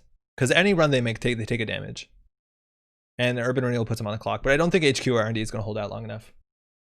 I think you mentioned another stream that you weren't a fan of Sea Source Scorch. Why do you think it's the best kill package this day? Just hard-hitting news stuff. I feel like just giving them tags or hard-hitting news into boom or high profile is a lot better. Sea Source Scorch is really difficult because you need to have all the stuff in the hand. Oh, wow, we win. Yeah, we 100% win here. They take a damage, they hit the price hack. Here, Zendurius, we'll talk about that in a second once this is over, because I think we just win here. They also don't break all the subroutines, so we don't lose a credit. That can't be right. They take a damage, they hit the price tag, they have a tag scorched. That's a bummer.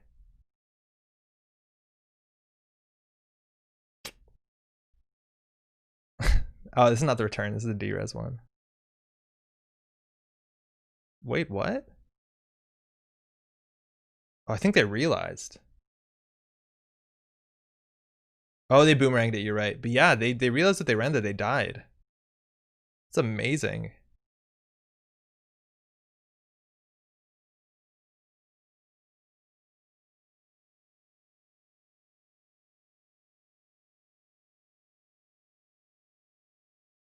So 3, 4, 5, 6, 7, 8, 9, 10, 11, 12. So there's 2 agendas and 15. I don't like icing HQ. It says that we have something, but we hit one legwork so far. Alice for Masscom Sea Source? Yeah, eventually. But we don't have the credits to Sea Source them, and we don't have an Alice token. Yeah, if they don't hit this food in this turn, we lose. We win. I think. No, not necessarily. But this is a problem. We painted a target in our head by putting this here. This is a 1 in 5. They don't have turning wheel, they don't have anything, so like we'd have to get lucky. Scorch Earth, okay. They know what we're up to. Boomerang goes back. 4 cards. They're just slamming it. Yeah, I think this is right. If we had Snare in our deck, this is punishment for this. Yeah, Sea Source is a successful run. And we still didn't have enough money. We could consider drawing with this thing, but then we flood up. But I think this is right. Running HQ seems good. And Geo front. Oh, if they trash it, they take a damage. I don't think they realize that. They lose an Amina. Oh, now we win.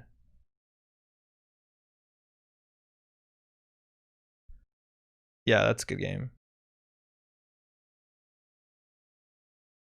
Just checking. I just need to do the math right. I don't want to goof this up this far in. Okay, so we have to boost the trace 7, which leaves us with enough money. No, okay, 7, 8, 9. Yeah, that seems good. So we have to boost 3 plus 7 is 10.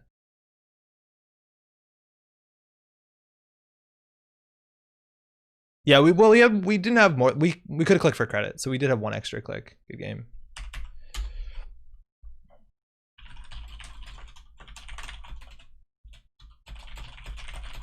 I played that terribly. I think I played that really messy. I think I'd be like pretty potent to watch that like that VOD and like talk about all the things we did wrong.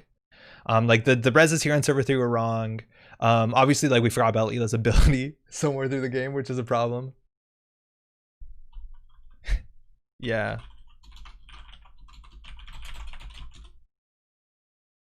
That's the one. That's a big trade-off. It's like changing Anacom for Angolo, and Angolo gives you that flexibility.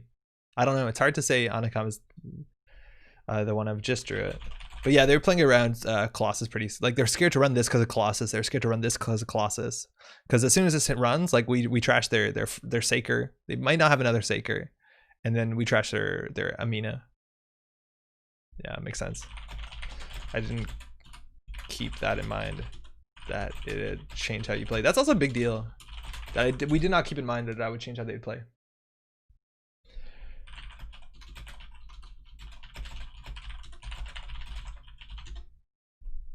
Yeah, the legwork also is kind of a big deal. We had this food in their hand since like I think turn 2, turn 3, but obviously it would have greatly increased the cost, their chance of them finding it. For sure. And that damage does add up, but they were drawing through the deck pretty heavily. Yeah, so there's a food coming up and a food coming up, so we would not hit the mass comms before. We would have had issues. Ice Households, I think in the long run they're going to trash it. I don't think at this point it matters, right? If they trash it, they're on 2 cards left. And this also did nothing. It triggered once. I don't get it. Maybe it like made them have the idea that they didn't want to trash wall to wall. And yeah, it did duck the siphon. But I don't understand this in combination with wall to wall. Now that the advancements actually would have been okay. Like we would have kept advancing Masfingo, which has some good value. Okay, so question was asked.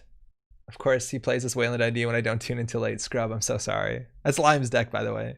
We play this Builder Nations like once every 3 months and then, you know, get salty when it goes poorly. I think we played that poorly, but I don't think the deck is amazing. It's fun though, it's for sure. Okay, question is the best kill package. Okay, so the issue is the way to kill Scorched Earth. So Scorched Earth came back, and I don't think it's a really big deal. And that's for a couple reasons. Firstly, it does 4 meat damage, which most of the time isn't enough to kill people. Runners can have 5 cards in hand, so you're gonna have to land 2 Scorched Earths. And that's a big problem because you have to land 2 Scorched Earth. And that means you have to have 3 cards in hand. You have to have a Sea Source, a way to tag them, you need a credit differential, and then you need 6 more credits to play Scorch into Scorch. Now that is really clumsy for a couple reasons. Firstly, you need all 3 cards in hand. If you can't like draw into a card, a really big deal is you can't Consulting Visit into one of these cards. Like that's the biggest deal, is that you can't like Consulting Visit into the Sea Source or into the second Scorch. You can if they have less than 4 cards in hand, and that's why the Builder Nations Prisec package works pretty well. I think Snare is also a really big deal if you're playing Scorched. You could even play it in Jinteki if they don't, but they generally respect Snare a bit more in Jinteki, or at least people do. I don't. I die. But that's a really big deal. Now, sure, there's other ways to tag a runner. I think CU is good. Again, Prisec can be good, but they have to either be fuck up or you have to force them into a situation where they fuck up, which is totally legit. Like we could have forced the runner into a situation where they felt they had to run server 3 into the Prisec later on in their turn because of things like border control, because of things like Prisec. Like it can be an issue if we like jam an NGO front and they think it's a winning agenda. CU seems good, right? Like it's trashable. You have to stick it on the table, which can be pretty difficult. It costs 1 more than Sea Source, but the idea is that you have an extra click so that you can do CU into Scorched, Sea Source Scorched. Or Scorched, sorry, Consulting Visit into Scorched. But I'm not convinced that's good. And that's a problem, is for a 3-click or 2-click turn, there's so many combo cards that will goof you up pretty bad. Like No One Home is pretty popular, and this is going to be an issue regardless of whatever tag you play, right? Is that they can redo the No One Home trace, so then you have to have like 3 times as much money as them to get the Sea Source or the CU to land. Obviously, it's a problem no matter what you're doing. But I think also a big thing is Citadel Sanctuary is still pretty popular, and this prevents all damage. So you have to do like Sea Source, trash this, and then you don't have enough to Scorch. For what it's worth. Now, if they have 3 cards in hand, you can still double Scorch them if they're tagged, because they have to trash their whole hand, and then this, and then the second Scorch goes through. So that's kind of neat. But all this stuff's bad. And then on top of it, I think the biggest thing is I've Had Worse is such an issue. If they have a single I've Had Worse in hand and they have 5 cards in hand, which again, you can tax them out with cards like Builder Nations, Argus, you can slow them down. But if they have an I've Had Worse in hand, you only have a 20% chance of killing them through a double Scorch while having more credits and not getting your shit imped.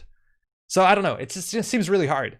Back in the day, Sea Source Scorch was a bigger deal when there was less things to deal with it, but also you had cards like Jackson Howard, which you could just spend your turn drawing into all your stuff and filtering away all your agendas to ensure that you were basically, when you're playing back in the day, you were building hands that were Sea Source Scorch, and then you said your opponent go. And then you'd just be like playing every money card. It was a different time. Also, for what it's worth, back then we had cards like Restructure, which is largely what IPO is now, but Restructure isn't terminal. So you could do like Restructure, Sea Source Scorched, or I guess that doesn't make that much sense if they don't have enough cards in hand. That's different, but you did other things like mid-season. The idea is about what's the best kill. When it comes to meat damage, the biggest thing that people are going to die to is definitely hard-hitting news, 100%. You forgot about Restructure? Man, that was such a cool card. People used to like hold 10 all the time. You tried to make them res ice. Hard-hitting news. It's the biggest deal. The idea is that they have a whole turn to clear the tags, but you're hoping that... that's the thing about hard-hitting news I think is really interesting and nuanced, right? If they've run, doesn't have to be successful, you do trace 4. And the thing is, if they keep 2 tags, right? So they don't have a lot of money. If they keep 2 tags, they're in a really bad spot. Why? Because then the other kill cards are pretty good. I think Boom is a really big deal. While Boom is a trashable card, it's a double, costs 4. You can Consulting Visit for this, and then they can die. I think Boom is a really good package to import into any deck that wants to do kill. Again, they need at least 2 tags, which is why you need something like Hard Hitting News to land where they can't clear all the tags, because then you can just boom them. And the cool thing about Boom as a double is you can still Consulting Visit into Boom for 6 credits. And something that you see a lot of the time to deal with the fact that Boom is trashable is Archive Memories into Boom is always a legitimate play, because it's 1 click to archive, 2 to boom. So even if they trash it, it comes back. And Archive Memories is a really good card. It's worth playing in any combo deck. So a lot of people will play a single Boom and a single Archive Memories, something like that out of faction, just to give them more reliability if the Boom gets trashed, as opposed to playing 2 Booms. Netrunner Analysis, Craigasm. Yeah, this stuff is fun. Okay, but the big thing about Hard Hitting News too on top of it is it's more than just giving the tags, is that people play this as a tempo play. People play this as an economic reset. Because the thing that's really important to know about Hard Hitting News, and new players fuck this up pretty consistently, is that how much is it worth? Okay, so say that I had 20 credits, you had 20 credits, and I boost into the trace and I make it like trace 12. The idea is that you have 2 plays. You can either spend your whole next turn clicking away and clearing 4 tags, which will be 8 credits and 4 clicks, or you can pay 12 on the spot. And the question is, what's the right way to go? And I think a lot of times paying 12 is the right play to go, because then you still have your whole turn. And on your turn, you can click for credits, or probably better, build your board state, play cards that give you economy. So that's a big thing about Hard Hitting News, is like, if you have enough money, it doesn't do much to you besides you throw econ at each other. And at the end of the day, it's not like, you can always recover from it. That's what I'm trying to say. A good thing that Corps will do with Hard Hitting News, if they can do it, is they'll do something like they'll jam an agenda, and then they'll Hard Hitting News you, and they'll give you basically a clock. They'll basically say like, okay, you have 4 tags. It's going to be difficult for you to remove 4 tags, and there's an agenda on the table, so you have to fork which direction to go. And that's usually on top of other things like controlling the message, data rate, and other stuff that give you tags. So that's kind of a cool fork. I like that play a lot. Is where it's like Hard Hitting News, but before, because it's terminal, you play something else. I don't think I explained it too well, but the whole idea with Hard Hitting News is that if somebody traces you with Hard Hitting News, and you have enough money, as long as you float 8 tags, or as long as you have 8 credits, you're generally good. Because even if they spend so much money, you can spend your next turn clearing the tags if you want to. If you can boost into the trace, generally it's worth boosting into, because your turn is probably worth more than 8 to 12 credits.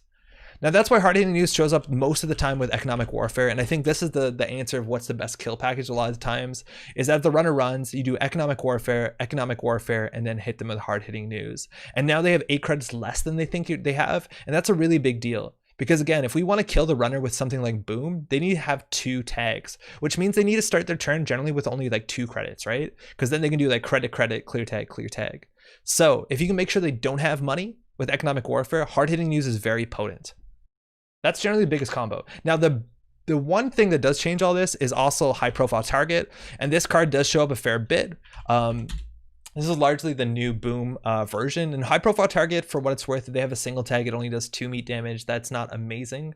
But generally if they have 2 tags, it's lethal. 3 tags, they have lethal. 4 tags, it's lethal. This is a really interesting card because it's cheaper. It's also a single click, so it's a lot easier to play. Sometimes with Boom, it's not trashable. It is more influence, so in faction, it generally stays. But the idea with this card is if they do float 3 tags, they're dead to a single card. If they do float 2 tags, they're dead to a double card. So it gives you that sort of Bloom flexibility in faction generally because of 5 influence, but that's largely it. So it's a combination. A lot of decks will play like 1 Boom, 1 high profile target if they're in Wayland, because the basic idea is if you float 2 tags, you maybe goof to double high profile, maybe you play 2, but if you float 2 tags, you definitely goof to Boom. It gives you flexibility. But the point is, I think Scorched Earth is probably doesn't have a really good place in the meta, even if it was a legal card. It's really hard to say what it'd be good at. It is, for what it's worth, that Builder Nations deck we did, I think does do it well, because when you run and Sea Source is alive, you force them to take damage, and then it's more likely to connect. A shout out to Traffic Accident. This was a card that actually was meta for a fair big time. The idea with Traffic Accident, you only could play this when the runner had 2 tags. This was before Boom existed. And again, we talked about how I've had worse was a thing. So what people used to do is they used to give people 2 tags by doing some stuff like, what's it called, breaking news, or I don't know, mid-seasons or something. And then because we were playing against Anarchs, to increase your probability of the kill to go through, you would first weaken their hand by playing a Traffic Accident, because it has a less chance of likelihood of hitting the I've had worse. And then they'd have 3 cards in hand, and then you would hit them with a Scorched. It was a really wild time where people would be like, score, Traffic Accident, Scorched. And you were just hoping to not hit the 2 in 1 in 5, or however you explain that. Has anyone built a cool deck with Mirror Morph and Subliminal Messaging? I haven't seen it yet, but I imagine they are. What about Contract Killer? Contract Killer's garbage. So that's only meat damage kill. Contract Killer, for what it's worth, is just a bad card. It's incredibly expensive to res. You have to spend the clicks advancing it. It's really bad. The idea is it also only does 2 meat damage. So there's very few chances where the 2 meat damage for a single click and all the setup is going to be lethal. Like at that point, you could set up like a sea source into Scorched Earth if they didn't run. Like that's not good. It's just way too expensive and it doesn't do enough damage. If there's a 3 meat damage, it's a really big deal. Because on top of that, like you could also just play cards like what's that card called? Show of Force. Like you could install double advance this thing and it's just as good if not better. And Arzan brought up the big point.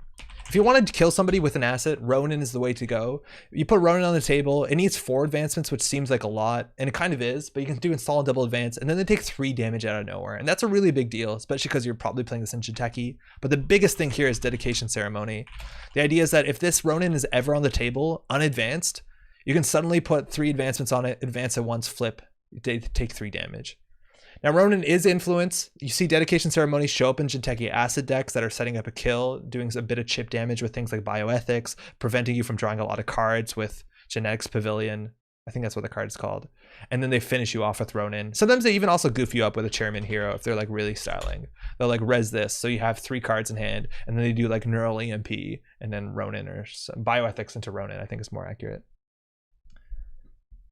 Ronin's almost always better, yeah. Net damage also, like net damage kills are a bit, they don't happen too much. If you ask me, the best net damage kill card right now by I think a large margin outside of Ronin and like, I don't know, setting up situations where Obokata's hard to steal is specifically Complete Image, which sees almost no play out of specifically one deck, which is the one that can see your hand when it does the damage. So if you have 2 cards in hand, you're 100% dead. And if you have 3 cards in hand, it's like what, a 50-50, which is pretty good odds. Like that's fucking sick. But people do play net damage tech, no one home, stuff like that. You have to deal with it. But I think Complete Damage is really good. The only issue is you can only play it in 1. I was thinking of playing an RP deck tonight that also played cards like Caligoda Real TV, so you can see a bit of their hand. Maybe you play Salem's package, and then you can kill them with Complete Image. But it seems pretty hard. It's an excellent explanation. Thanks for taking the time. Oh, my pleasure. Anytime. Like seriously, this stuff is so fun to talk about. If you have any questions, don't hesitate. What about that stealing agenda one? Pascal, what do you mean? Which one is that? I spent a fair bit of time trying to figure out what combination of Boom Scorch HPT is the way to go in Wayland. Yeah, there's not too much to it, unfortunately. Like, it's worth knowing back in the day we had mid-seasons, so I don't know. This was also a very good card when it came to Boom. And if you add this and high profile target, oh my god, but that's never gonna really matter. But yeah, if you want to consistently tag people, I would do Economic Warfare into hard-hitting news. And if you're doing like a specific weird combo deck, you can do Sea Source into Scorched. There's also, for what it's worth, Threat Level Alpha, which is a terrible card I've never seen anybody play, but this technically is like legitimate. If you can keep down their hand size for some reason, so they only have 3 cards in hand with Chairman Hero or some like jank, I don't know, and they don't run, you can give them a tag with this. It's a double though, so you do this into single Scorch and it can be lethal. The numbers on this card are ass, but any card that like tags with that interaction should be. Maybe you can just play CU though, you don't need to do this. Oh, yeah, Punitive. Yeah. Okay, that's actually, sorry. This is, I would say, the second best way to do damage is Punitive Counterstrike. This card's so good. There's not much to say about it. Trace 5. The runner do meat damage to the number of agenda points on the agendas. So if they steal any 3-pointer, you hit them with double Punitive. It doesn't care about tags, which is sick, and you just get them. Also 3 to Trace 5, the numbers are already in your advantage. You just need 2 of these, and again, because they're singles, you can do Punitive into Archive Memories into Punitive, which is a good way to get more influence in out of faction if you need to. HB can play this, like it's crazy. And then also you can do Punitive into Consulting Visit Punitive, which would be 1 click for the first Punitive, and then Consult for the second, and then the third plays the third Punitive, which is a really good thing. And then there's some really good agendas that work with it. Again, if you're playing Argus Security, any agenda they take is a tag or 2 meat damage, so that kind of makes it a bit more difficult. But most Argus decks play smaller agendas. Maybe you play Global Food Initiative, but they generally play like 1 or 2 pointers, so their ability fires more often. But then also you have like the best thing, CityWorks Project. You get this into a central, into a remote server, you advance it. It's like, what do you want to take 4 neat damage and then Punitive into Punitive? Good fucking luck. And then also this is like really legitimate in Jinteki. Steal and Obokata, take 4 damage and then have to survive 2 to 3 Punitives. Oh boy, good luck. It's cool. And you have to watch out, especially for Obokata. Runners are like imping agendas and stuff. Like they'll just be like, fuck, I'm not stealing, I'm good. Yeah, Hero plus Ronin plus Bioethics was a common kill in IG decks. Yes. Industrial Genomics used to set up that all the time. The thing is, like, they could play naked Ronins even if you knew what they were a lot of the times, because the trash cost would be like 17 and you hit 3 hostile infrastructures and you stop playing Netrunner that year. I can still work in RP now as well. Yeah, I think RP decks, like, I want to play a more kill heavy RP deck that runs like a lot of psychic fields and then just hits you with Ronin dedicated with all the other like good stuff. I think it's good. Do you think playing Spark as a reverse ETF could work? No. I don't. So Spark, there's like a couple issues with Spark. You have to make your ID trigger multiple times in a turn, and that means you have to play a lot of advertisements. And the problem is, like, there's some good advertisements, but then once you start getting deep into the advertisement bin, you're playing some pretty bad cards. And I don't know, like, keeping the runner's economy down is probably a bit worse than keeping your economy up, because keeping your economy up is generally how, like, you can win the game. I don't know. No, it just doesn't seem that good to me. Like, at the end of the day, like, if you want to like do some assets, and like, this is the big issue when it comes to competitive Netrunner. It's like, if you want to play competitive Netrunner and you want to have a deck that like keeps a runner down, like, there's no reason to play anything else, unfortunately, in like asset spam NBN besides controlling the message, because this trace 4 take a tag is so much more taxing. Like, just like one single tag is a click and 2 credits. That's like 3 or 4 credits worth of loss, right? That's like 4 turns of Spark firing. And that's kind of the issue. Now, if you're asking, can you build a Spark deck? Yeah. Will it fire? Yeah. Will it be okay? Yeah, probably be fine, but it won't be the best, unfortunately. It just, it doesn't add up. Like, loses a credit every, let's say 2 in every 3 turns would be really good. And then you still have to play a bunch of bad ads, as opposed to like this ability, which wins worlds consistently. Do you think there's still room to theorycraft competitively viable decks that utilize underplayed cards? Yes, definitely. Like, cards people say are trash, but just need the right combo to enable to be decent to be good. Yes, but there's certain conditions. Like, it's yes and no. Like, I think one of the big things that people bring up when we come to this is Power Tab. And Power Tab was like a laughable card. There was like a bunch of cards that came out to be incredibly competitive that were like laughably bad cards. Power Tab is a good example. This card was laughable. It was trash. It was the biggest joke. There might be even bad reviews being like, lol, okay, I think right now, okay, wait, no, that's actually, it's good. But it's easy to look at Power Tab and say, like, this card would be good if the runner could trace on their terms whenever they wanted. And that happened. And this card became good. Wizard, honestly, was one of the biggest jokes for a long time, because a lot of decks didn't run any assets besides like 3 Jackson Howards back in the day. And then Wizard became the most competitive ID for a really, really long time. And it's just because you have to look at it and be like, there's conditions in which this is good. But at the end of the day, there's going to be a bunch of cards that there's no conditions in which they're ever going to be good. Like, this is Interrupt Zero.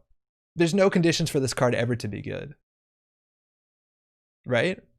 It's really easy for Ice. You can poop on Ice really easily, because Ice doesn't do anything. Ice is just like a calculation between subroutine strength and cost. And like, at the end of the day, if they break it, it's not expensive. If they let it fire, it's not that expensive, and it's positional. So like, it's going to be bad. But then there are definitely some interesting cards that could be really cool. It's usually not Ice. I picked a horrible example. Sunny was good at it. Yeah, Sunny was good. 419 was good with it. Power Tab was okay. Double punitive is 2x minus 2 though, which is not your advantage. What do you mean? I think it is your advantage. It's 2 times plus 2. Yeah, Scrub, there's definitely ways. It just depends on what the cards are. If you want to bring up a card and talk about your pet card, I can maybe like point you in what I think could be the right direction, or upset you when I say it's terrible. I don't know. And HB Punitive is probably the best kill option with Vacheron. Yeah, Vacheron's really good. You also used to play SSL, which was really good because you got 3 credits off the bat, which is really good for Punitive. Yeah, HB kill. Also, people are not expecting it, so you can Punitive them out of nowhere. We also saw people playing like, oh, actually this came up, right? MC Austerity is a really interesting card in HB kill or any kill deck, because if they have 1 fewer click on their turn, that means it's harder for them to clear all the tags from hard-hitting news, right? That's a really big deal. And there was a lot of decks that actually did that at some very high tournaments out of nowhere. I've fully played 2 to 3x Salsa Slumps and CTM was huge in my meta. That or Link Sunny. Yeah, there's ways to deal with it. It was still a very competitive deck. Found Argus with False Lead was a decent way to make HHN stick. Yeah, False Lead also is a really good way to make HHN stick. That's also a really good card. I played Controlling the Message False Lead CTM and I found it to be busted. It did not feel fair or good. It wasn't the best deck, but I felt like shit killing people. Is there any executive that could be played and useful aside from Arella? Let me see what the subtype looks like. Yo, Lamil, what up? I know I'm late for this. There's not much stream left. I was watching a movie with my date mate, but I wanted to pop and say hi. Yo, hey, how's it going? What movies you watch? Let's see, executive, full cards. I'll sort by release date. That'll largely get it right. Okay, talk about executives that are good right now. Mills, no. Band. This is one of the best cards ever. No. He's okay, but he's been outclassed by all the other cards like Wall to Wall. This honestly has a possibility of showing up in some degenerate combo deck. This is the sort of card that could be good with enough support. Because the idea is if you play a deck of all assets, you can ensure you spend a click to get the best asset or the best event. And that actually could be problematic. This is one of the sort of cards that nobody thinks is good, but has a possibility of being competitive. I totally believe in this. Victoria Jenkins could be good. Same idea. If you have one less click, it can be a problem with hard hitting news. I would honestly I've played meme decks where the runner has 2 clicks a turn. No, but funny. No, but actually this is the biggest burst on one single econ card in the whole game, potentially. This is a competitive card. It was a competitive card. No, but I miss him. And all these are bad besides Jackson Howard. Thomas Haas is now NGO front. And Director Haas is interesting, but she doesn't exist anymore. X is the credits of the runner because you have to win 2 traces compared to 1 with C-Source. Yes, you're right. You need about double the money of the runner. But what I'm saying is that your trace is at least +2. So you're right. It's much different than C-Source where you have to succeed at a single trace. It's kind of like C-Sourcing someone to no one home. So yeah, you're totally right. That it is much more expensive, but it requires less cards. And generally a lot of your agendas help you get to that point. But yeah, you're right. You have to run 2 traces. The thing is that it's 3 credits for trace 5. So at least at each trace, you get basically +2 link boost, which it's nice because you save 4 credits for that turn, which can matter. Now, I don't have a pet card. I just enjoy thinking outside the box instead of net decking or just changing 1-2 cards in existing competitive decks. Yeah, well, like that's something I think you like, okay, how to say this diplomatically. I think if you want to get good at Netrunner and understand the fundamentals of Netrunner and get to the point where you can build your pet deck, where you take like your own niche pet card and build something really cool, I think it does serve you very well to net deck competitive decks and understand what's required and what is considered good. Like once you play a deck that you realize like, okay, every turn I have something set up, I have a lot of threats, I have a lot of ways to go, my economy is good, I'm not clicking for a lot of credits, stuff like that. Like then you understand what is required to do a good deck. Then you understand how to play the game better. Like I'm forcing the runner to do things instead of playing defensively. And that sort of information helps you, I think, get better to the point where you can deck build on your own and build some like wonderful stuff. Like a lot of the best like inventive deck builders. Well, okay, no, that's just a tautology. It doesn't say much. But I'm saying Netrunner, good Netrunner player is good. But I'm just saying if you're like, I know there's a lot of players that like really don't like the idea of net decking and want to stay away from it because they think it takes away from that sort of like creative expression thing. And all I'm trying to say is like, I understand that and I'm with you. I love that people brew decks and share them. Like that's obviously so cool. But I wouldn't be too scared of net decking because it's a nice way to learn fundamentals. I hate seeing cards like Rashida in every freaking deck. Scrub, I hear you, but like that's kind of the big deal is like nobody does what Rashida does. And what Rashida does is so valuable for the corp. You can't draw that many cards. There's so poor card draw cards, let alone card draw card that gives you economy. It's also a good card for the game as in it's like one of the best unadvanced threats to go in a remote. And that's a really big deal. Otherwise you could only run things that are advanced against like 90% of the decks. I think she's cool. I understand what you mean. And like, that's the thing is I wish that every faction had a version of Rashida that was slightly different. Maybe that would be cool as opposed to having a neutral card that's everywhere. But like, hey, hedge fund, whatever. But I know what you mean. Rashida's new Jackson, yeah, she does a lot of what Jackson does. She doesn't do everything Jackson does. I feel like the recursion part is not good. But like there's so many games where if Rashida fires and you draw 3 cards, you have the ability to play your next 2 turns as opposed to be like, I guess I click for 2, draw 1. Like that game's not fun. And Rashida can help you make games fun. Obviously, she's very powerful.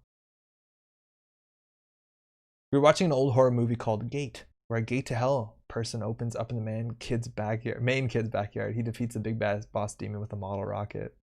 Damn, well played. I hope you liked it. Yo, Ezra, what's up? We're just kind of shooting the shit. We're winding down a bit here, but we got some good questions about stuff.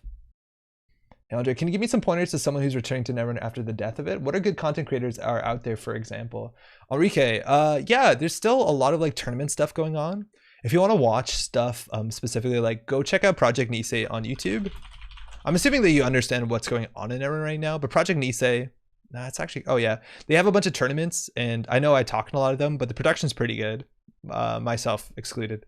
So you can catch up on that, which is pretty good. Otherwise, in terms of content creator, Jackson Howard is still going well. The Sandstorm City crew is really good. There's a lot of other like newer streamers that are showing up doing streaming. These guys do like really funny stuff. They do a lot of like really interesting goofy decks. Shit, I'm not gonna. There's a lot of good podcasts right now. I listen to the ShadowNet, which you can find if you're on r/Netrunner. A lot of this will come up. There's like Kitchen Table Netrunner. Oh shit, there's another one that I'm gonna be upset that I forgot. The supposed rivals to the ShadowNet. Shit. Slumscast, I think it is. In terms of like video content, I don't honestly have too many good. Like I don't know what else exists right now. I'm gonna feel stupid because I'm gonna forget somebody.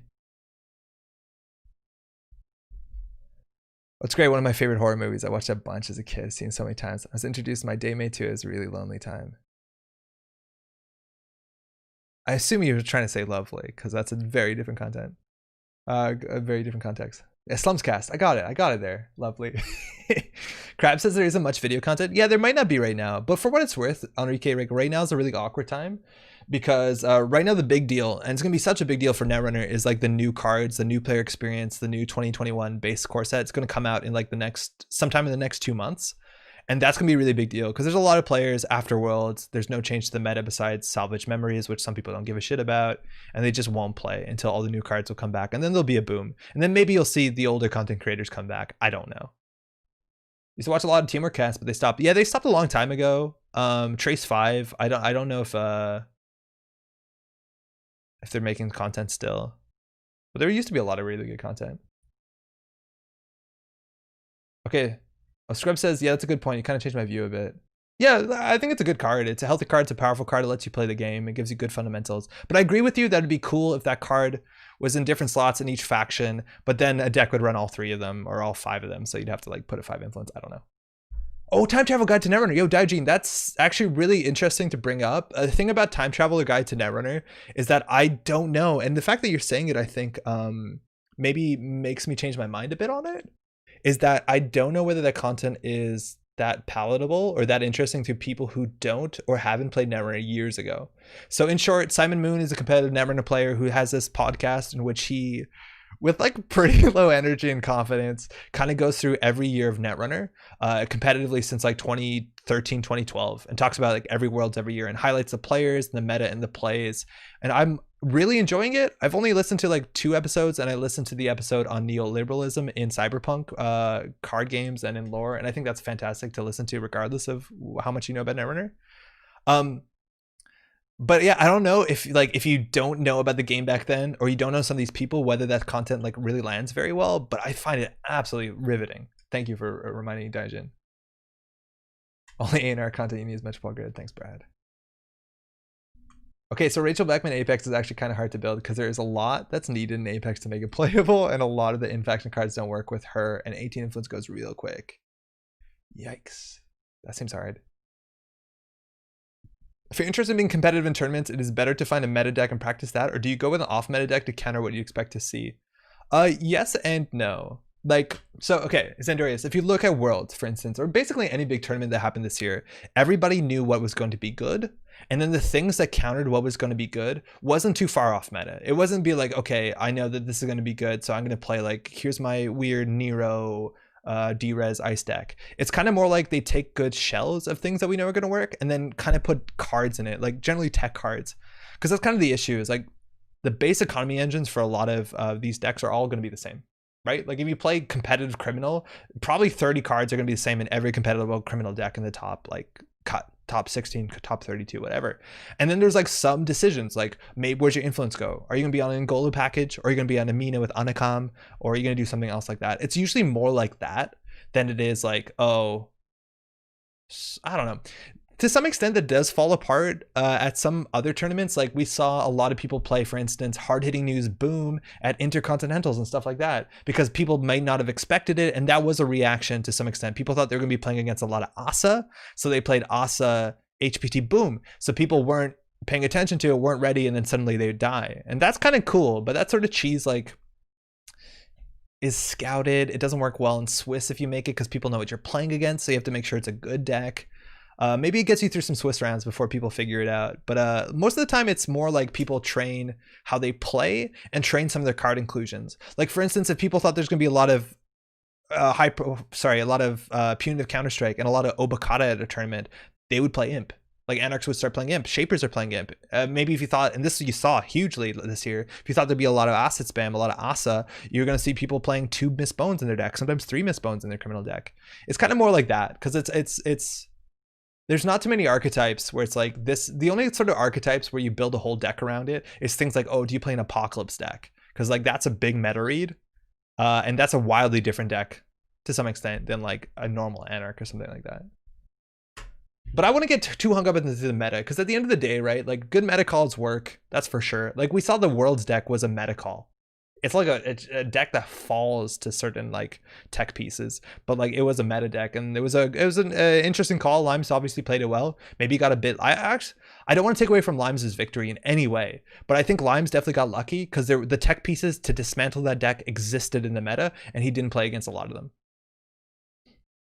Also, hot tech. If you are a player and you don't believe in your skill, bring a high variance deck. Because if you do poorly, that's what you expected. Lol. But if you do, you have a chance to do well. So there's some reason to do that. I don't know what a high variance deck in Netrunner is, but that's something they teach you. Seems great. Been around since 2013, so it looks fantastic. Oh, Enrique, that's huge. By the way, what do you think about Liberate Cella? I think it's fun. It's not a good card. It's really fun though. I like playing it a lot when Hyperdriver was legal. It's legal again. What's the line between cheese and silver bullet? Cheese is something like this that has a very specific win condition. If the opponent knows how to play against it, it's going to do nothing, and it blows like that out. When someone talks about a silver bullet, it's more about like a card that was added to your deck to specifically deal with a meta or some specific amount of cards that you struggle to interact with. Like a good example is like Misdirection, right? Like Misdirection on its own, maybe you pawn it with Aesop's Pawn Shop, but like if this card is in your deck and you're playing against like Sync all day, or you're playing against hard-hitting news, economic warfare, like that's not cheese, that's just a tech card. Like that's a silver bullet. It's a card that deals with one thing very specifically well. That's what a silver bullet is in definition. It is a card that deals with one thing, and usually one thing only, but better than anything else. So in a lot of matchups, it's a dead draw. This is actually probably the best example, because back in the day, Caesar Scorch was the way runners died. This came out in the first data pack. This does nothing against 95% of the field, assuming 5% is a Wayland, but against the Wayland matchup, this mattered. So there's so many decks that would just like, oh, this is what HBO is a bad draw. That's it. Almost better than cream of wheat. What? Nice cheese. Titan's high variance. Any new player can beat the best player in the game with a high roll. Yeah, Krabs. That's a very good example of a high variance deck. It's just play Titan Fast Advance and don't fuck it up. I've been focusing on the evaluation lately between meta decks and an off meta deck. It was an interesting listen, even just how he discussed Caddy versus Daily Cast. Oh, you're talking about the time travel. Yeah, he talks about Caddy, and like that's something that like, man, I gotta do more. I open Notepad, but you can't see it. So Caddy Jones, hold on, we can fix this. Hold on, you're not gonna. This will work. Yeah, okay. Well, I shifted that over. So the ideas with Caddy Jones is how bad the math is on Caddy Jones. And if you just like math this out, you see how poor it is. But the idea is that Caddy Jones is a really bad card unless there's 12 or 15 credits on her. And then Simon is talking about tournaments in like 2013 or 2014 where people have 9 credit caddies and they take it. And like, that's not good. And he's right. There's a lot of games that lost Caddy. Now Caddy isn't that popular anymore, but that's like one of the fundamentals when it comes to like, you know, sitting down and talking to people about Netrunner is finding the efficiency of your clicks is so important. Like this is such a big deal to realize how bad Caddy is. There's a Twitch bot. If only they could feel my pain or whatever that racist says. I shouldn't be joking about that. Netrunner racist, I don't think. You're gone, bot. What are your Corp and Runner faction tier lists right now? Honestly, I don't know because I haven't been playing enough Salvage Memories. But if you ask me before Salvage Memories, I would say Asa's probably the best. On the runner side, I would say Asa's probably the best, and then Pollen and Ag and Fusion Glacier decks are good. I don't think the NBN representation is that good. And the Wayland decks are getting worse over time. On the runner side, I think Geist is tier 1. I think Geist is the best deck. And then the like whatever Anarchs are okay, and the Criminals I don't everything's good. Whatever. Everything's fine. For practice and to study factions, I tried a deck with only in-faction cards, no neutral, no influence. Card discovered algo trading and Agora. Those are both terrible cards. I want this card to work though. This is a pet card for sure. Is Mushin legal? Best high variance card? Yeah, actually Mushin is a really good idea also of a high variance deck. So Cheese is using decks to do just one thing only, and Silver Bullets use one card to let decks do one more thing. Silver Bird equals reverse Cheese. Yeah, that's actually the idea, is that like a Silver Bullet could protect you from a Cheese deck, right? Like we talked about this. Oh, I don't have the list open, but we had a deck that we played tonight, which was I'm going to make one turn of runs on medium, and I'm going to Parasite, Devil Charm all your ice, and then you're going to lose. But the idea is that you could predict that meta and then have your Silver Bullet be one single magnet on R&D, and then you win the game. Right? So, like, yeah, that's your Silver Bullet to deal with the Cheese. Let's call it that. That makes a lot of sense. Thank you. No, of course. Agora 2 is... What is Agora? Oh, yeah. Yeah, so this was also really bad because it was at the time... Came out at the time where David came out. And these were like the standards when it came to breakers. 1 for 1 strength, 1 for 1 subroutine, 2 credits. But at the time, David existed, so nobody played Agora because David dealt with all the big ice for free. Full free. And then he just brought it back with Clone Chip or whatever. So this didn't see any play. If you ask me, this is also like still just never going to be a good card. The numbers aren't that good, and the problem is like you can compare it to anything else that deals with big stuff. Like Ngolo is same to install, deals with much more, has better numbers. Like that's kind of the issue. I don't think it's power creep, but the original card wasn't good. The whole David thing, I was like, fuck, oh man, I wish David decks are good because this is such a cool thing, and I've never honestly done it. I'd love to do this. This is the sort of card that's like pretty good when you play draft. Yeah. The thing is, like, if it's generally a res cost of 5 or greater, like you're gonna pay a lot of money. Like how much you pay? You pay 6 to break into Nancy. That's not that bad. That's not awful in Anarch, but you have to pay 5 to install this, so it's looking pretty bad. I don't know. I don't know. The Destroyer is really cool flavor text. Ooh, a lot of stuff there. Swapping David shouldn't have cost 2. No, probably not. That was not gonna help it. The cost 2. It really wasn't. It was not going to do it any favors. I kind of like the idea. Like the Devas to some extent represent that sort of Silver Bullet mentality, where the other Devas, Sajoyata.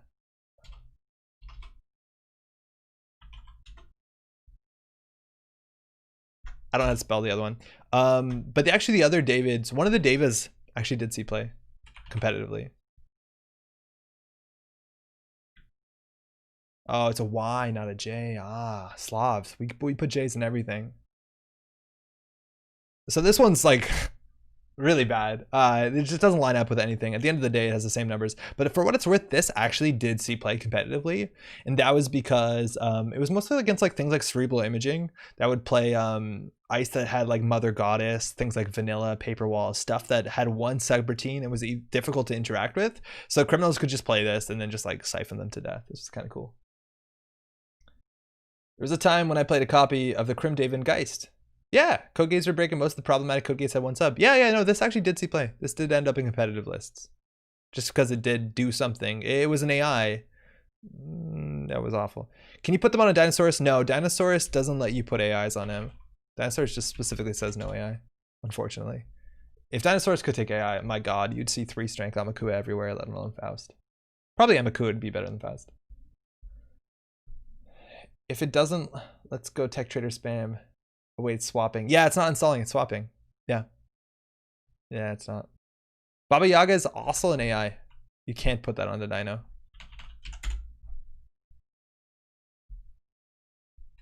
Baba Yaga is a pet card I wish was better, but it makes sense why it isn't. It's really fun though. That's the thing, is like not all cards need to be competitive, and that's kind of the issues here on this channel. We've been trying to do more competitive than most else.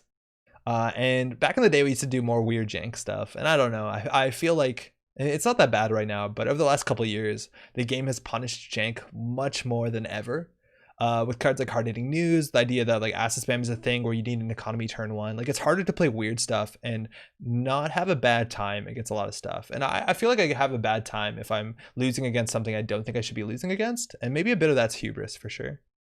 But like there's on this channel there's like videos of us like winning GNKs with like fucking Kaisa decks and like doing silly stuff. And back then that was possible because it was, I guess you can't look that up like that because, you know, the game was different. Damon was dedicated to his jank. Yeah, well, hey, I think that's a really big deal. And like you can read articles on this from the people that make Magic. The idea is that like all the cards that come out, not all of them have to be competitive. Some of them should be just like, oh, things to make you interested and to chase after them, and things should like encourage your deck building. And like there's so many people in chat right now. They're like, oh, I want to make this card work, and I'm really excited that you're doing that. What am I gonna say? Like, I'd be very, very surprised if it became a tier 1 deck, but I have no doubt you can make a really cool like thing that works, and you'll be so happy because there's a lot of people that just like play Netrunner just so their thing works, and I'm not that person. But janky fun, much better than competitive. Yeah, I hear you. I drifted away from the game when the jank got weaker. Yeah, the jank got punished pretty hard at some point. It's past midnight. The lights are meant to turn off. I'm meant to be pulled off by a big cane that comes out the side of the curtain. That's largely it for tonight. You know what? Like sitting here and just talking about stuff is like so much fun. It's so much fun.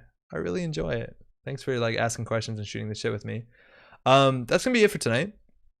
On Sunday, we're streaming. We are streaming on, I'm pretty sure, Twitch TV Project Cowbird. What is Sanjay's channel? I should know this. Shit. Guys, what's Sanjay's channel? Oh, this tournament's also coming up soon, isn't it? Some unique tourneys on always be running like Lockdown or Monocolor. Yeah, Mr. Krabs. We have this Monocolor list that Enrique showed us about. Here, I want to see. So I think Sanjay's streaming the tournament, the Lockdown, or not the Lockdown, excuse me, Ocarina, which is just this Sunday. It's Mr. Cowbird. Thank you. Why did I say Project Cowbird? I was thinking Project Nisei. Whoops. So Mr. Cowbird, I believe will be streaming here. Oh yeah, I should shout out Sanjay. Sanjay streams like pretty regularly, and he's streaming actually like testing sessions and stuff too. When somebody asked about content, Sanjay plays like really weird stuff. Like Sanjay goes out to build like theme decks and like really goofy stuff, but he's like such a lovely dude. I'm a big fan. Zach, good night. Thanks. Have a good night too, eh? Okay. Did I miss the monocolor deck? We played against it. Yeah, it was that, what's it called? Cybernex division, and we milled them to one last card and they scored out. We only saw like 3 of their cards because we didn't interact. But it's in the VOD. It's like game 4 or something. All right, that's it for tonight. Take care of yourself. We'll be here on Sunday on another channel streaming the tournament if you're getting into that. Love to see you there. Otherwise, enjoy whatever else you're up to, and we'll be back on Thursday. Thanks everyone who played games against, everyone in chat, everyone in the VOD. Take care of yourself. You're all lovely. And we'll be back in a couple days. Ciao.